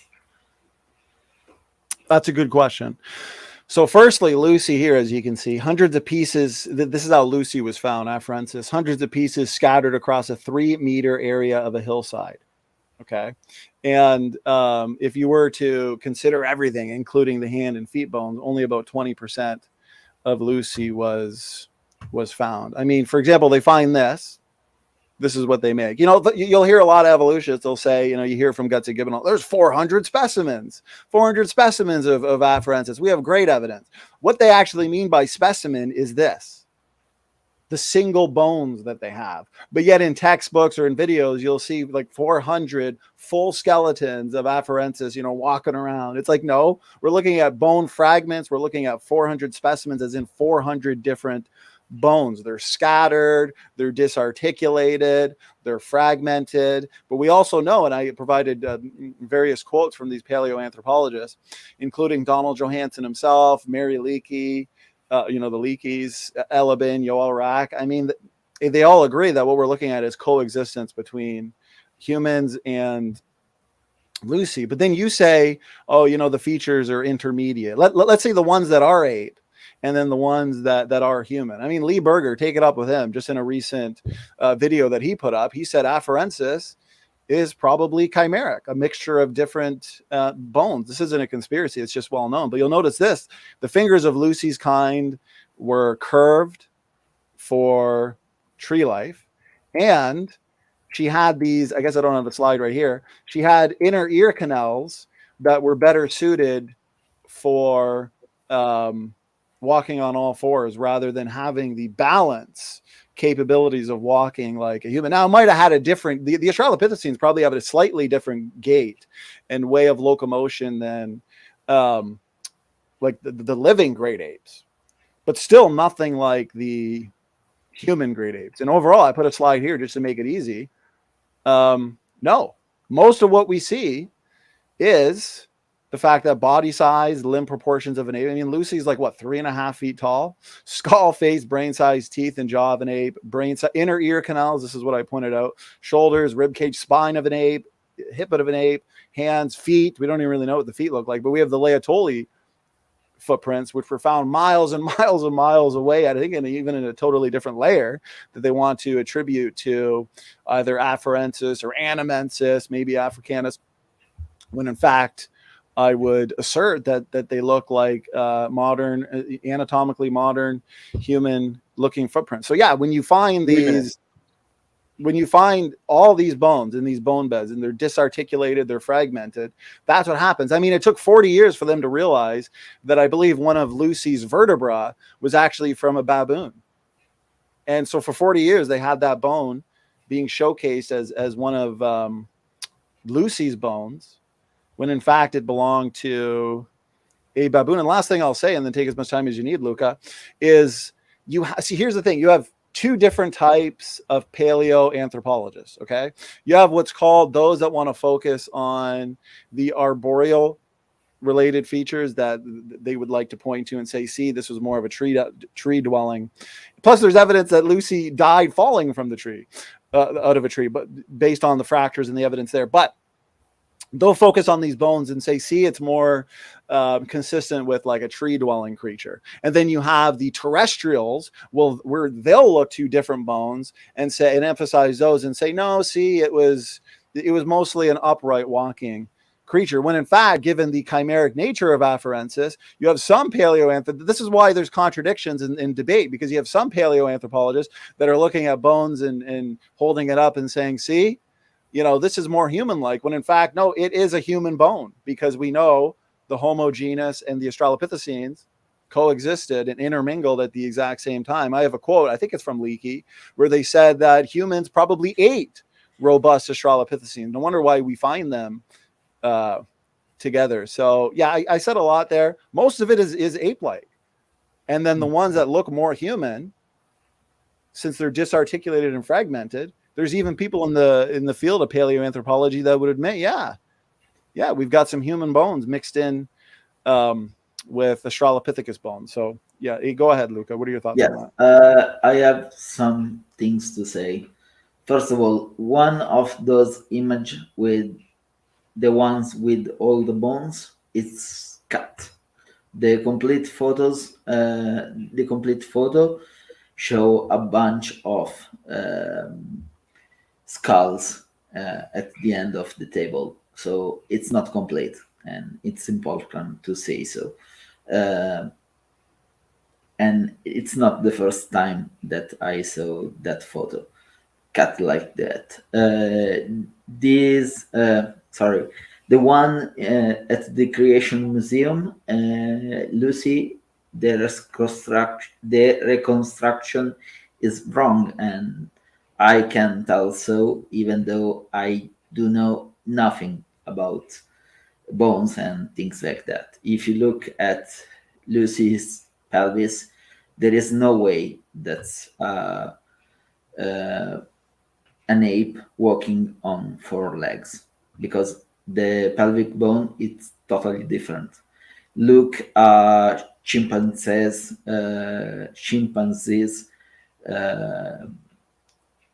one and human and Lucy is almost identical to us. There is no way that's like a chimp. No way. And I do want the people there to look at it, because it's totally different, really. So I think that those things are quite important. We do have a lot of fossils. A lot are small bone fragment, and does make sense. Very little of what dies became a fossil. So we did find a lot, if you think about it. Coming up on time. Sorry? I said we're coming up on time. Okay. I guess since Luca started it off and then he gets a closing statement, let me get the last word here and then we'll hand it to Luca for his closing. Okay, so the last thing I'll say is, nobody said that although I do believe that the australopithecines are a lot more ape-like when compared to apes today, extant apes, than evolutionists want to believe, since we do have what I believe is a clear mix of human bones and ape bones and all other types of creatures as well. But overall, what we're looking at, they're not identical to what extant apes look like today. My mouse froze there real quick. But notice this. They're around 3 to 4 feet tall with long arms and short legs, ape hands and feet with long curved fingers and toes, opposable thumb-like toes, ape size and ape-shaped skulls, funnel-shaped rib cages with high-placed shoulders for suspensory behavior. Yet they also exhibit, okay, so notice this. This is why they're not exactly the same as the great apes today. They exhibit their own unique morphology. Right? We had a great diversity of apes in the past, great diversity of apes today. As a matter of fact, life was more diverse in the past. That's what we see based on the fossil record. So they have their own unique morphology. The australopithecines are best described as an extinct ape genus. In the past, there appears to have been a greater diversity of apes than are alive today. The living great apes include Pan, gorilla, and Pongo. If they were not extinct, so let's say the australopithecines were not extinct and they were living today among the living great apes. Well, guess what? The australopithecines would be considered a fourth hominid genus. All four genera share many similarities, and all four are unmistakably ape, yet each one has their own unique set of features, which makes them different variations or species, right? That merit their separate taxonomic designations. So yeah, the fact that these australopithecines have some variations compared to humans and the great apes, which evolutionists would just say are non-human great apes, doesn't demonstrate any form of relationship to humans. It's kind of just what's expected, is that there would be some differences. But you know what? I'll end it there, and then Luca gets his closing statement. So great. Yep, 5 minutes whenever you're ready, Luca. Okay. No, I'm ready. So my points to me still stands. Airways makes no sense when you think about it, if you want to believe in a designer for the genomic parts we are talking about. They are composed by two non-coding regions at the end, at the beginning, and inside you find broken genes. Sometimes are useful, of course, but you can relate those genes inside to a virus. Why LRVs can be useful? Yes, they can. They make the synthesis of a protein stop. It's a stop. They are non-coding regions. They can be useful too, but it makes no sense to put those there.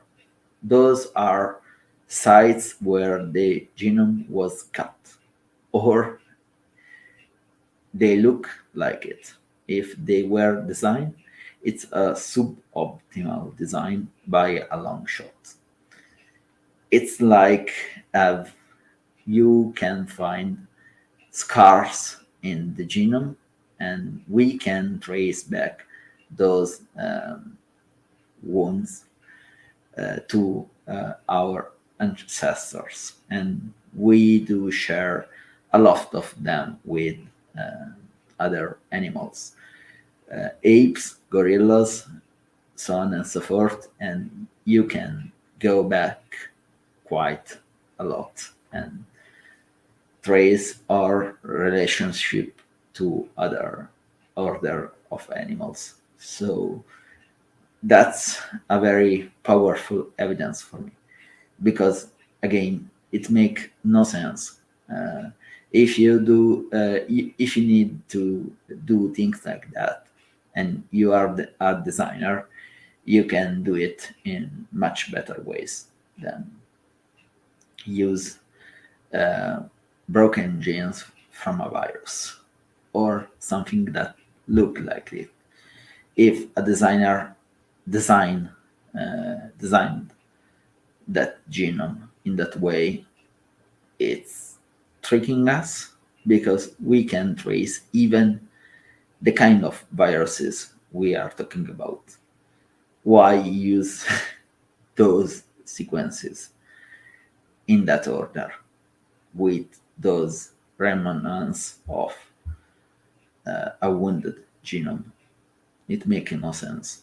And for me, the only believable reason to have those is that's proof for ancient viral infection in our ancestor.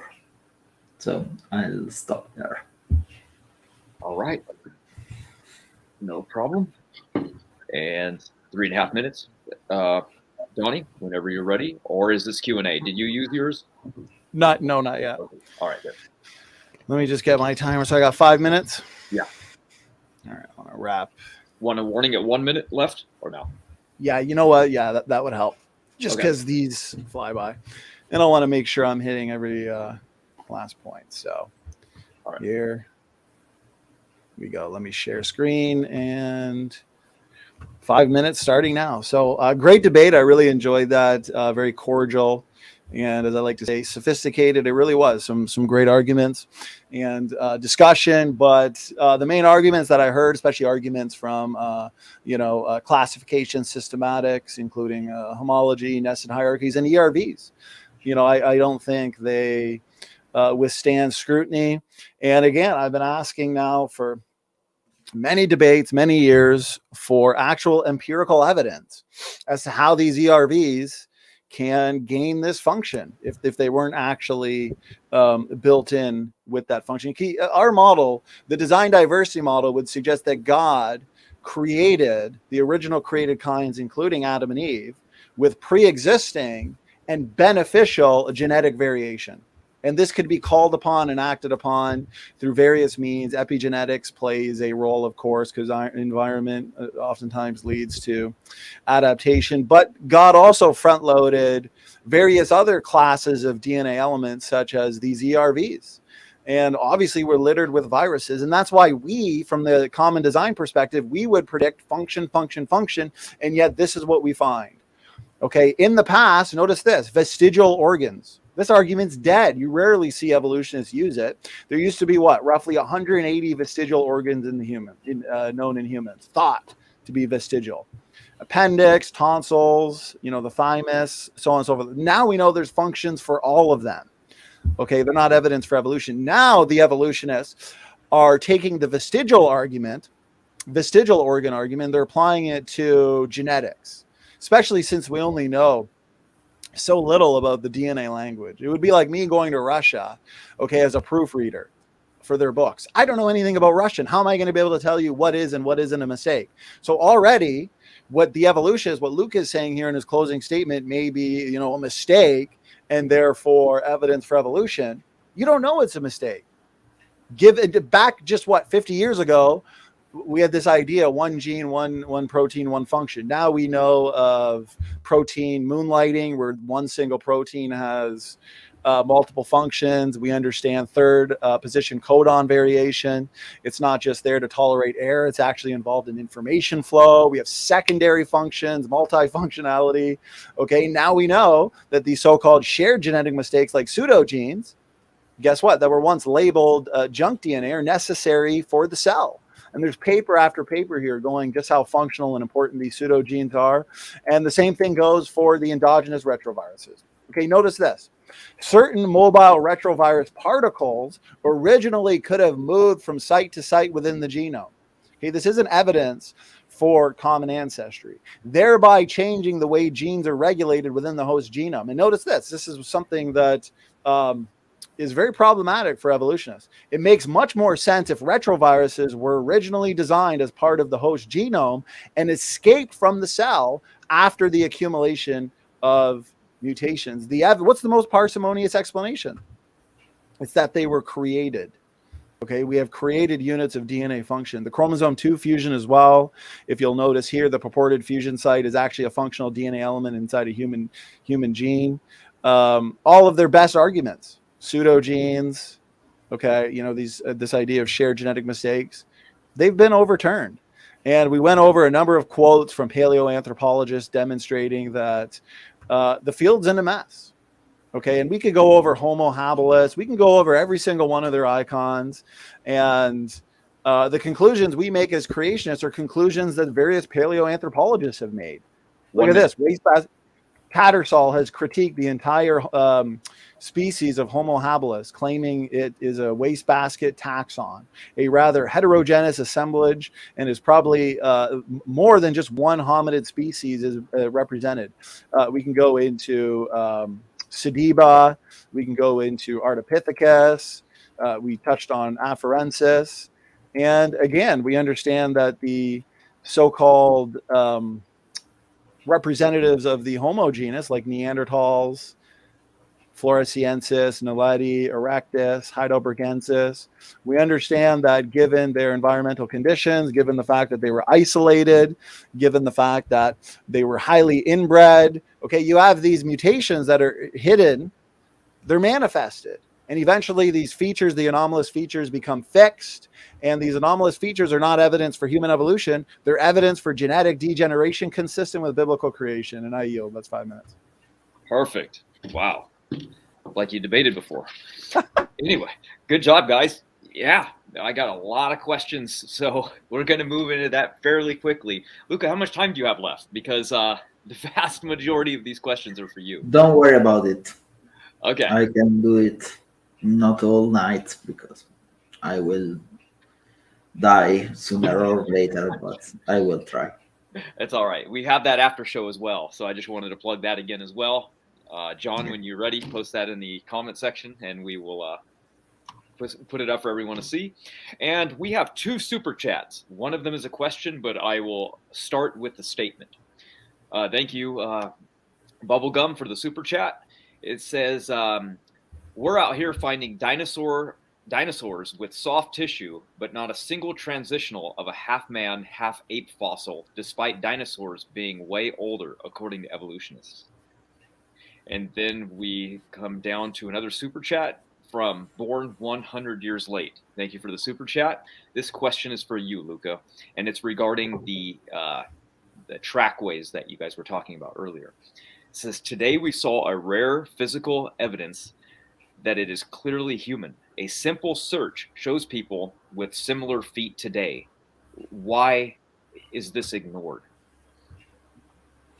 It's not. I think that study I was referring to, it's a good one. But of course, I'm a layman on the subject, so I can go just that far.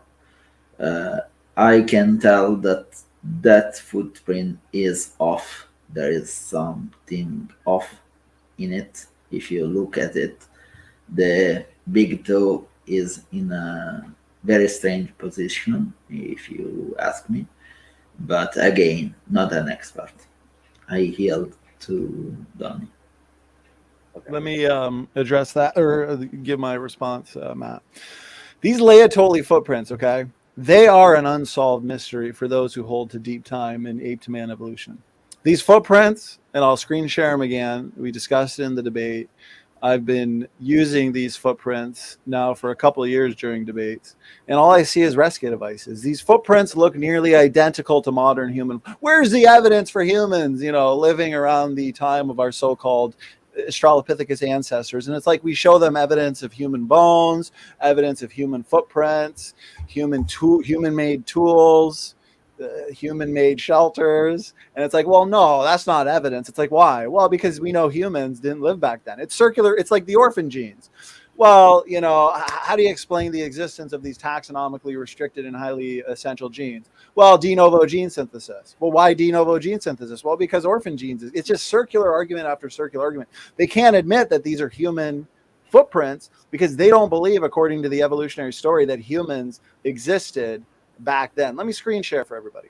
Just visually, objectively, ask yourself, according to the evolutionist model, 3 to 4 million years ago, these footprints, okay, which I understand, I could be corrected on this. I understand measurement wise, this would be equivalent to like somebody today wearing a size 10 or 11 shoe. And yet these australopithecines were, 3 to 4 feet tall. Not even sexual dimorphism can account. The type of sexual dimorphism that they invoke for the australopithecines is like sexual dimorphism that we've never actually. It's an unrealistic amount of sexual dimorphism. Notice this again: primate feet, chimpanzee, gorilla, orangutan, baboon.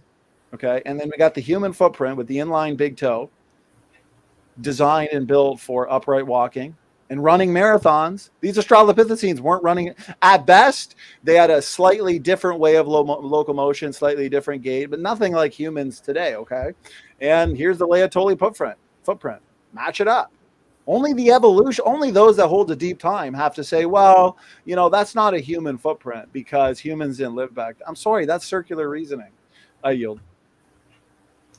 Okay, that's my turn, right? Yeah, you get the last word. When you leave some footprints, it's not like you will leave an exact print of your foot. It's more complex than that. So those footprints can be bigger than the foot of the actual creature. So it's not that simple, and I will not pretend to understand anything on the subject. I yield. All right.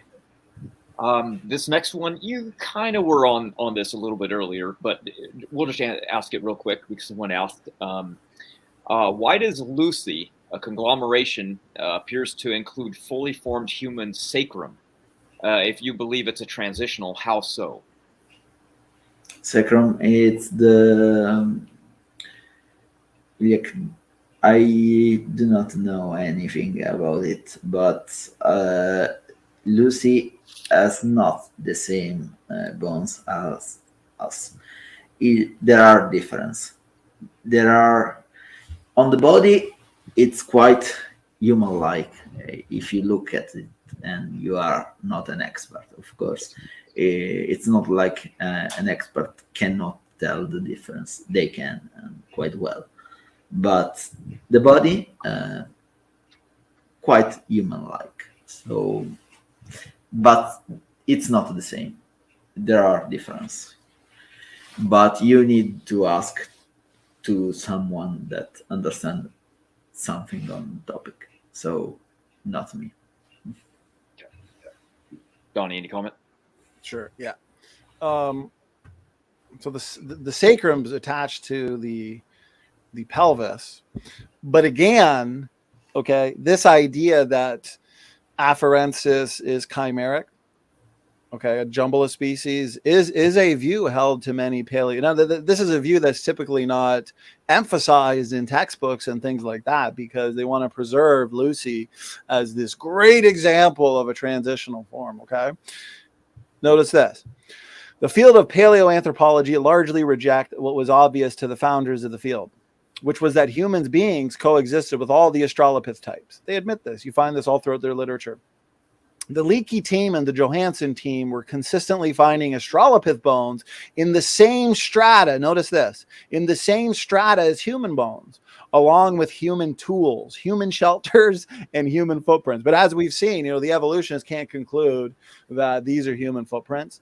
And apparently they can't conclude, like, for example, habilis. Clearly a wastebasket taxon made up of some Australopithecus bones and Homo erectus bones. And yet they want to call habilis the handyman, right? But given the features that are ape-like or non-human ape-like is what the evolutionists would say, okay, they could not have made tools. They could not have built shelters. But since we find the tools with them, and yet there's some in the field, and I think it's pretty obvious that it's a mixed, a chimeric species, it's erectus that was building shelters, building tools, using the tools. And humans, as disgusting as it is to think about, they've eaten all sorts of things throughout history, especially during those times, the rekindling of culture, right? We have, for example, according to our model, the post-flood world and the post-flood ice age and the dispersal after Babel, we would have stress. We would have survival would be key. I mean, like I pointed out with these Neanderthals, I mean, I don't think there's any Neanderthal bone that's found that doesn't have evidence for, or I shouldn't say none, but the fossils that are found with Neanderthal reveal that they had a lot of fractures because it was a harsh, cruel world, and people lost everything, and then they had to rebuild culture, and it was kind of like, like a mini Stone Age. And here's the thing. You'd have erectus that is building these tools, building shelters.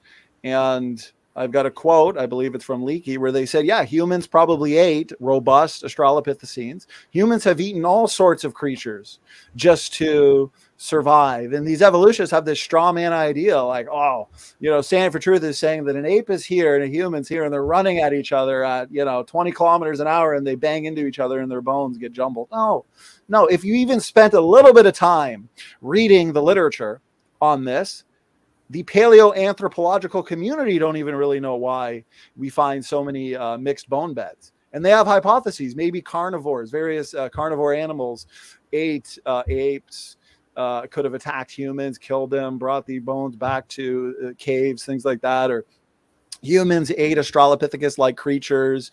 We find their bones, obviously, where the humans would have lived and have taken shelter. I mean, there's various hypotheses even within the paleo literature. Okay, so this is not something Young Earth creationists are making up. This is a real thing, and I'll yield there. Okay. Luca again gets the last word. Okay, I'm not nearly as knowledgeable on the subject as I should be, so I think that those discussions are for other people more in the field than me. So let's stop that. Stop there about this question. No problem. We'll jump right into the next question. I guess I will ask you 2 questions for every one for Donnie because you have so many more. This next one, more of a personal view, I would guess. So no right or wrong answer. Do you think that Africans are lower down on the evolutionary chain compared to Caucasians according to this worldview of evolution? That's a funny thing because if you look at the evolutionary view, because it's quite a funny thing, the Africans are the real humans. We are the ones interbred with Neanderthals and things like that. So they are the pure ones. So no, evolution, it's not about racism. racism. It does nothing on that field. We whole creature are evolved more or less at the same degree. They just change where they got. Maybe someone is more strong, someone is able to survive without his head, like a cockroach. So evolution says nothing about it. And I do remember the bit about race because I did read the comments live when it came. Good. All right. I'll give my response, Matt. So it is the Bible that predicted we are all of one people, one race, the human race. And genetics has confirmed this as well. There's not different races. There's not different species of humans. Actually, genetics has revealed, you'll notice this, human genetic diversity, we have extremely low genetic diversity. We are all 99.99999% the same. And a question I usually ask, and I didn't ask it during this debate because we didn't have enough time, is how do the evolutionists explain the fact that humans have incredibly low genetic variation? If we've been evolving for millions and millions of years, from the australopithecines up to Homo habilis, up to Homo erectus. Homo erectus exists for millions of years. And some evolutionists would propose that an early variation of erectus left Africa, and out of Africa, that erectus evolved into Heidelbergensis. And then you also have Neanderthals, you'd have Laetoli, Floresiensis, probably a more degenerated erectus based on island dwarfism. Okay, so you have all of this over millions of years, all of this change. Well, we know mutations accumulate every generation, and a mutation adds diversity because a mutation is adding something that was not previously there. Now, I'm not saying this is beneficial diversity. This is negative this is the type of diversity that you get on your car when you park too close to someone else's car at the grocery store and they swing open their door and hit you and you get a dent, or the rust spots that build up. That's the type of variation that we typically get from mutations. But the point is, after millions and millions and millions of years of evolution, from Australopithecine-like ancestors to eventually Homo sapiens, that's millions of years of mutations being added to the gene pool. So humans today should actually have high levels of genetic diversity. But yet we find that humans have low genetic diversity. And guess what?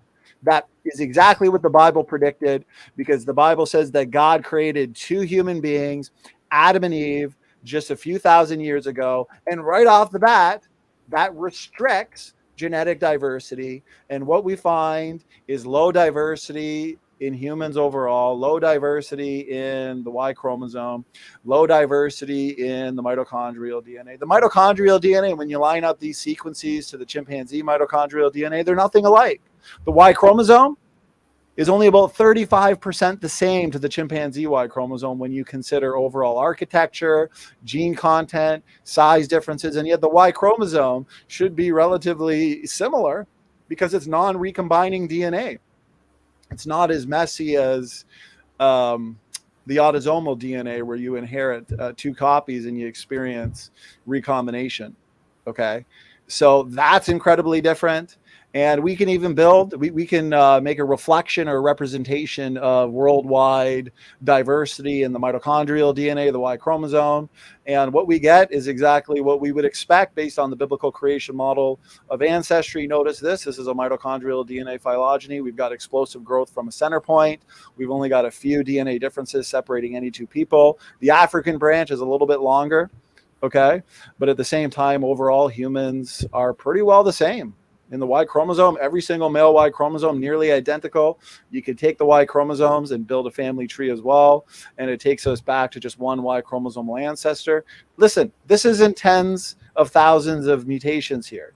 This is not 100 to 200,000 years worth of mutations. This is only a few thousand years. Evolutionists can't explain that. There's one race, the human race, and genetics has confirmed that. So I yield.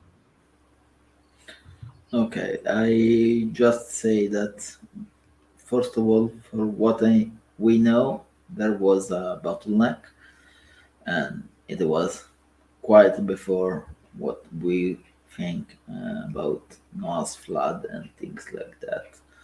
But I'm surprised that we made that far, because if you think about humans without any technology, I think that a lion is far better at killing than us. So it's even a miracle that we are here now.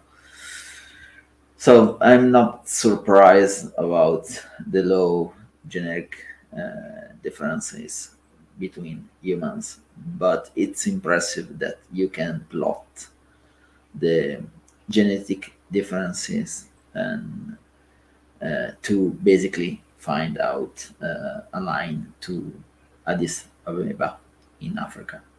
Basically, we can trace our origins to Africa, for what we can tell from the data. Not an expert on it. I think that just this topic will need in an a debate on its own. All right. Next question for Standing for Truth from Paleologos. Why do you think speciation occurs in other created kinds, but not humans? Part two of that is, if you are willing to accept a different species of Paranthropus and Australopithecus, why not Homo? That's a good question. So this goes back to the low genetic diversity issue as well. Okay, what our starting point is the Bible, and we make retrodictions and predictions. And what does the Bible say? God created two people, Adam and Eve. That restricts genetic diversity, and that also restricts the ability for change, for quote unquote speciation. God created a world full of animals. Animals created in fully working and functioning ecosystems. This also goes for plants. That's why we see amazing diversity and variation in plants. Okay, we also see amazing variation when it comes to animals. But humans started off as two, and that restricts levels of genetic diversity. Okay, and even when it comes to the word speciation, the species is kind of loaded, because where an evolutionist could say, Canis lupus, Canis domesticus, Canis coyotes are different species. We also know that they all interbreed. Same with tigers and lions. So where they would say different species, we would say variations of the same kind. I mean, they can't even agree on a definition of species. I've got slides here. For sake of time, I won't find them. But I'm sure Luca would agree. They have 50 plus definition of species. Look at Neanderthals. We literally have the genes of Neanderthals. And yet I've had 3 formal debates with militant evolutionists that want to say that Neanderthals and humans and Homo sapiens are not the same species. Full debates. I was just watching a lecture. I sent it to Matt. I've been watching a ton of secular lectures on human evolution from 4 months ago. And the speaker, he literally said that there's no debate. There's no question. We are Neanderthals. Neanderthals are us. Neanderthals are us. We're the same species. We interbred with them. We have their genes. We're really not that different. Now, they were the most inbred people group who ever lived on the planet. Okay. So where some creationists want to say, well, there's different species of humans. Well, let's look on a molecular level. Now, we don't have the genetics of all these different variations of humans, but I will predict. Here's a testable prediction. Based on my model of post-Babel dispersal and migration of people groups, we have some subpopulations isolating themselves on us. Why do you think we find the same anomalous features for the most part on Luzonensis with Homo luzonensis, Homo floresiensis, the Hobbit, and Naledi? Because guess what? And I showed that quote earlier, this being admitted by a non-young Earth creationist, that a lot of these pathologies and fixed anomalies means the whole population has this anomalous feature. Well, guess what? That can happen through founder effects, genetic degeneration, inbreeding, isolation, and result in these anomalous features. And these isolated populations, we find that they have these same anomalous features. So on a genetic level, I am predicting and I'll have it in print in my next book. This is a testable prediction. If we do get the genetics or DNA of Floresiensis, Naledi, Erectus, let's say we get the genetic data from Luzonensis, I'm going to predict we're going to see something similar to what we see in the Neanderthal DNA. We're going to see evidence for inbreeding, evidence for genetic degeneration. We'll find massive rungs of homozygosity. This is what we're going to find consistent with the model that I'm putting forth. Okay, these aren't different species. To say these are different species of humans doesn't make any sense. I mean, these variations come about through genetic degeneration, rapid genetic degeneration. And here's the last thing I'll say. Even when it comes to baraminology, the best way to determine ancestry is still through genetics. A fossil, a bone is not inherited sperm and egg. Okay? Genes and traits are. And here's the last thing I want to say. There's something called homoplasy, where even those in the paleoanthropological community, when it comes to human evolution, they struggle because what's the result of ancestry and what's the result of like convergent evolution? I mean, look at this example here. We have sharks, ichthyosaur, and dolphin. Okay, streamlined bodies and fins provide a big advantage for them, allowing them to swim faster. We know that dolphins and sharks are not closely related, and they did not inherit similar body shapes from a common ancestor. Their streamlined bodies, dorsal fins, and flippers are the result of, notice this, convergent evolution. So they didn't inherit these from past common ancestry. They're not homologous, is what the evolutionists would say. They say that these creatures, because of their environment, evolved the same features independently. Wait a minute, evolution's blind. Why are they evolving the same features independently? I mean, there should be just unlimited features to evolve through blind chance, random process, even though we now know based on recent literature that mutations aren't so random. I could go on all day, so I'm going to have to choose to yield there. Go ahead.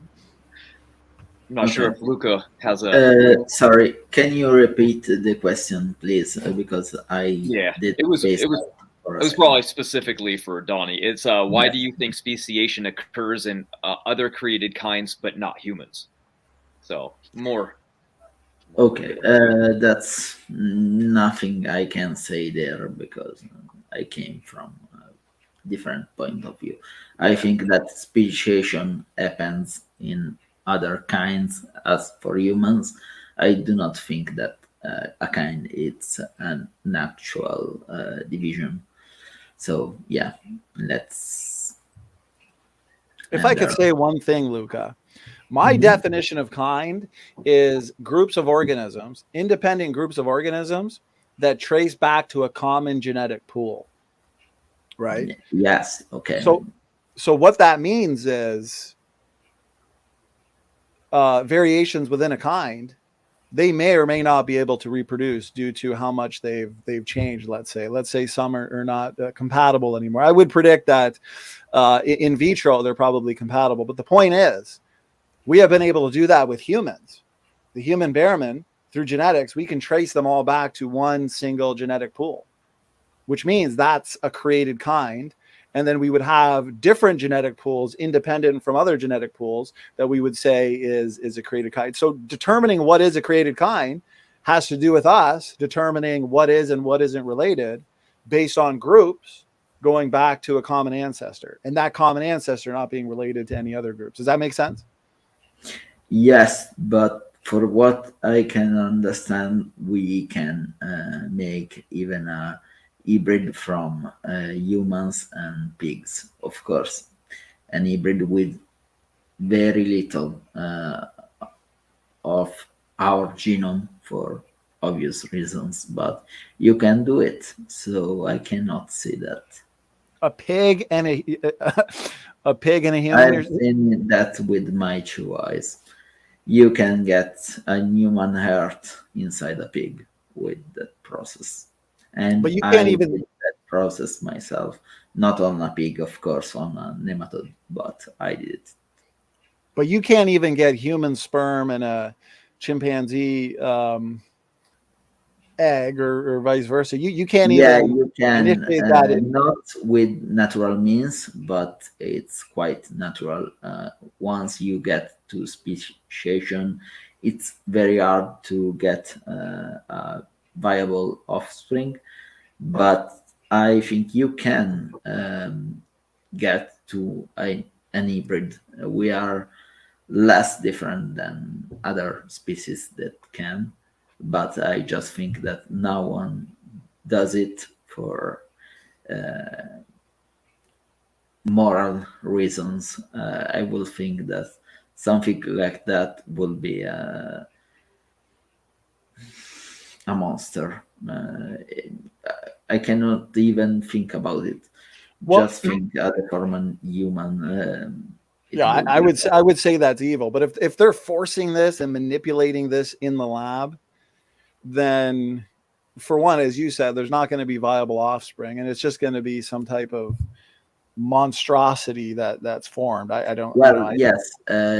You need just to get over. I think the protection of the egg, for what I can understand. So yes, you can get to an hybrid. It's viable, but no one's ever tried it. They tried it in Russia, for what I can tell, but it was with very outdated technology, like at the beginning of the 12th centuries. So it was not possible at that time. So better that way, if you ask me. well, I just wanted, and last thing I'll say, Matt, you can move on because I think we're going to be going to the after show soon. I just wanted to give a working definition, because a lot of evolutionists will kind of scoff and criticize, like they don't know what a definition of a kind is. And I think that works. That's the one we've used here at Stand for Truth Ministries, is groups of organisms that can be traced back to a common genetic pool. Because that original genetic pool, which I guess you could call the baronome, would be that original genetic pool that was created and front loaded with pre-existing heterozygosity from the created heterozygosity standpoint. So if we can take groups of organisms, determine what is and what isn't related, and trace them back to that original genetic pool, that's us identifying genetic, well, for one, boundaries, but created kind. So I just wanted to clarify that, Luca. Okay. We are a little past time, but I'll give one more question, and then we can move directly over to the after show. I'll save all the questions that didn't get asked, and that way, if Luca or Donnie end up going to the after show, they can answer them there. So the question is for you, Luca. What is the evolutionary explanation for the jump from asexual to sexual organisms, since sexual organisms require multiple organs and systems to work harmoniously? Okay, you can look it in plants. I just love plants. As I said, I was cloning plants when I was like 18, 19 years old. Plants, modern plants, can reproduce in a lot of ways. But let's take a plant that can reproduce sexually. But you can get that plant to reproduce in other means. So it was a thing like that. You will have in the evolutionary history something that can reproduce in both ways. Like it can reproduce without the sexual part, but also with the sexual one. I remember a good explanation on that, on why there was the difference between egg and sperm, because you can find two kinds of strategy to survive. Be very small and agile, so produce a lot of those kind of cells like sperm, and to be big, have a lot of nutrients inside the cell, and wait for another cell to find you. So natural selection will naturally go in that direction to get to those two extremes, and this is the beginning of sexual reproduction, because it's a very important thing, because without sexual reproduction you can just have some mutation, but the most part it's just identical twins over and over and over. And sexual reproduction is much better if you want to evolve. Sorry, I was on mute. All right. Any comment that you want to make?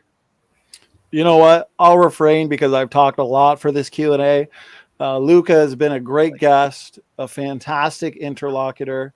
I appreciate all the prep you did, Luca, to make for a great debate.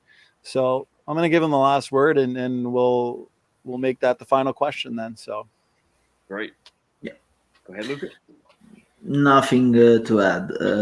It was not very clear, but it's a very difficult topic. It's not like you can get a complete answer in some minutes. So maybe next time. It's all good. All right, everybody. John posts the link, and everybody can head over to the after show. And thank you all for coming here, joining. This was great. Make sure to hit that like button if you haven't already done it. And I will. all right, good. I will. Smash it. give it a good punch. Yeah. And we will see you guys soon. Donnie, if you want to help close it down, you've done All this a right. lot more than me. Yes. Great job moderating, Matt. You've moderated my last two debates, because I can't really moderate my own debates, right? Unless I clone myself somehow. Maybe through evolutionary processes, I'll be able to do that. So, Matt, you've been doing a fantastic job. And Luca, I appreciate you doing this debate. This was awesome. And it looks like there's some good feedback from the chat. I relatively don't look at the chat while I'm debating because I find it's a bit of a distraction. But when I rewatch it afterwards, I always get a kick out of reading the comments. And I hope everybody enjoyed, because here on Standing for Truth, you know, we pride ourselves in the fact that critical thinking is important. And that's why we host these debates. I believe we've now hosted 160 or 161 debates. And, you know, we like to get together with people of different opinions and views and discuss those things. So I appreciate, Luca, you doing this. Luca, we're going to be having you on a couple more times, I think, in the next couple months for debates. So, yeah, to the audience, thank you so much for tuning in. I'm going to let Matt and Luca get out of here. And there's going to be an after show. And as I usually have been doing, I'm going to come back just for a minute, just myself, and just go over some reminders, guys. So God bless. Thanks again, Matt and Luca. And see you soon, guys. It was a pleasure, really.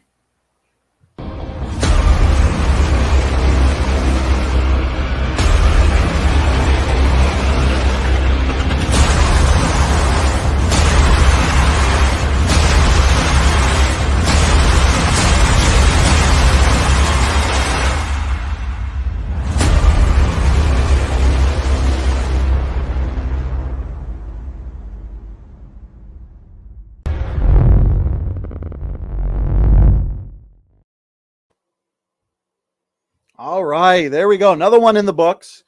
As a ministry, as I pointed out, about 161 debates now on all different types of topics. My personal debate number 90. Now, a bunch of people are like, oh, we thought you had way more debates than that. 96. Well, you know what? If we were to count all of the impromptu after show debates, then yes, probably a few hundred.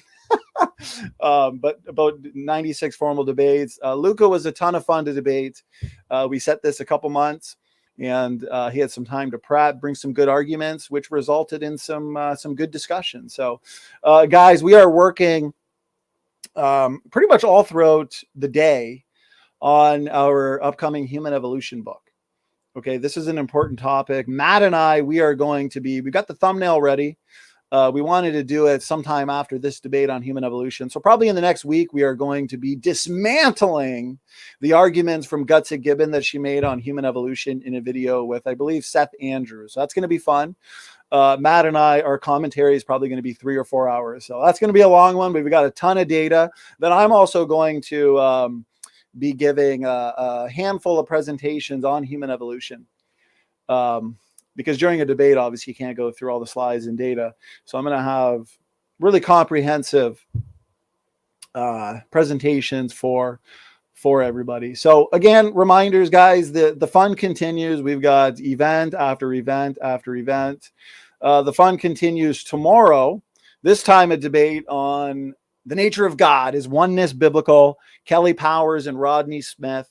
Both of these gentlemen have debated this topic before. They know what they're talking about. They're well studied. It's going to be fun. It's going to be fun. So make sure you are here for that. Last night, what a fantastic debate. Actually, not last. The days just fly by. They blend together. 2 nights ago, Call Me Emo and Dr. Ken Hovind. Check the website too, standingfortruthministries.com. We've got a section now, the Evolution Debate Challenge. And I'm doing my best to fill that up with all of the, I guess you could say, episodes in that series. Been a ton of fun. I knew it'd be fun. I just didn't know it'd be this fun. I'm glad we've had so many people requesting debates. Then next week, this is going to be the big one, John. So get ready for a wild after show. Is evolution a reasonable scientific theory? Tom Jump and Dr. Ken Hovind, both of them have had what seems to be hundreds of debates. So that one is going to be coming up, and that one is going to be a ton of fun. Also, I'm excited for this. We're going to have a solid presentation lecture. Dr. Ken Colson is going to be back. Dinosaur soft tissue. So critics, bring the best objections you got, because you got questions, we've got answers. So, that being said, just having a look at the chat here. Truth Defenders, good to see you, brother. God bless you. Says, hit that like button, folks. Shalom. Yes. Smash that like button. Truth Defenders, I appreciate that. I appreciate the feedback. Guys, leave a comment. Tell us how you feel the debate went. What you agreed with, what you didn't agree with. It's an important topic, and any willing evolutionist want to take the challenge. You can debate myself. You can debate really anybody from the team that would be interested in debates, of course. So that being said, let's head over to Logical, Plausible, Possibles channel, Probables channel, and enjoy an after show. John could probably guess it. I'm going to get some food and a coffee, then I'll be there. So it should be fun. And until we meet again, everybody, God bless. Thanks for tuning in. Standing for Truth is out.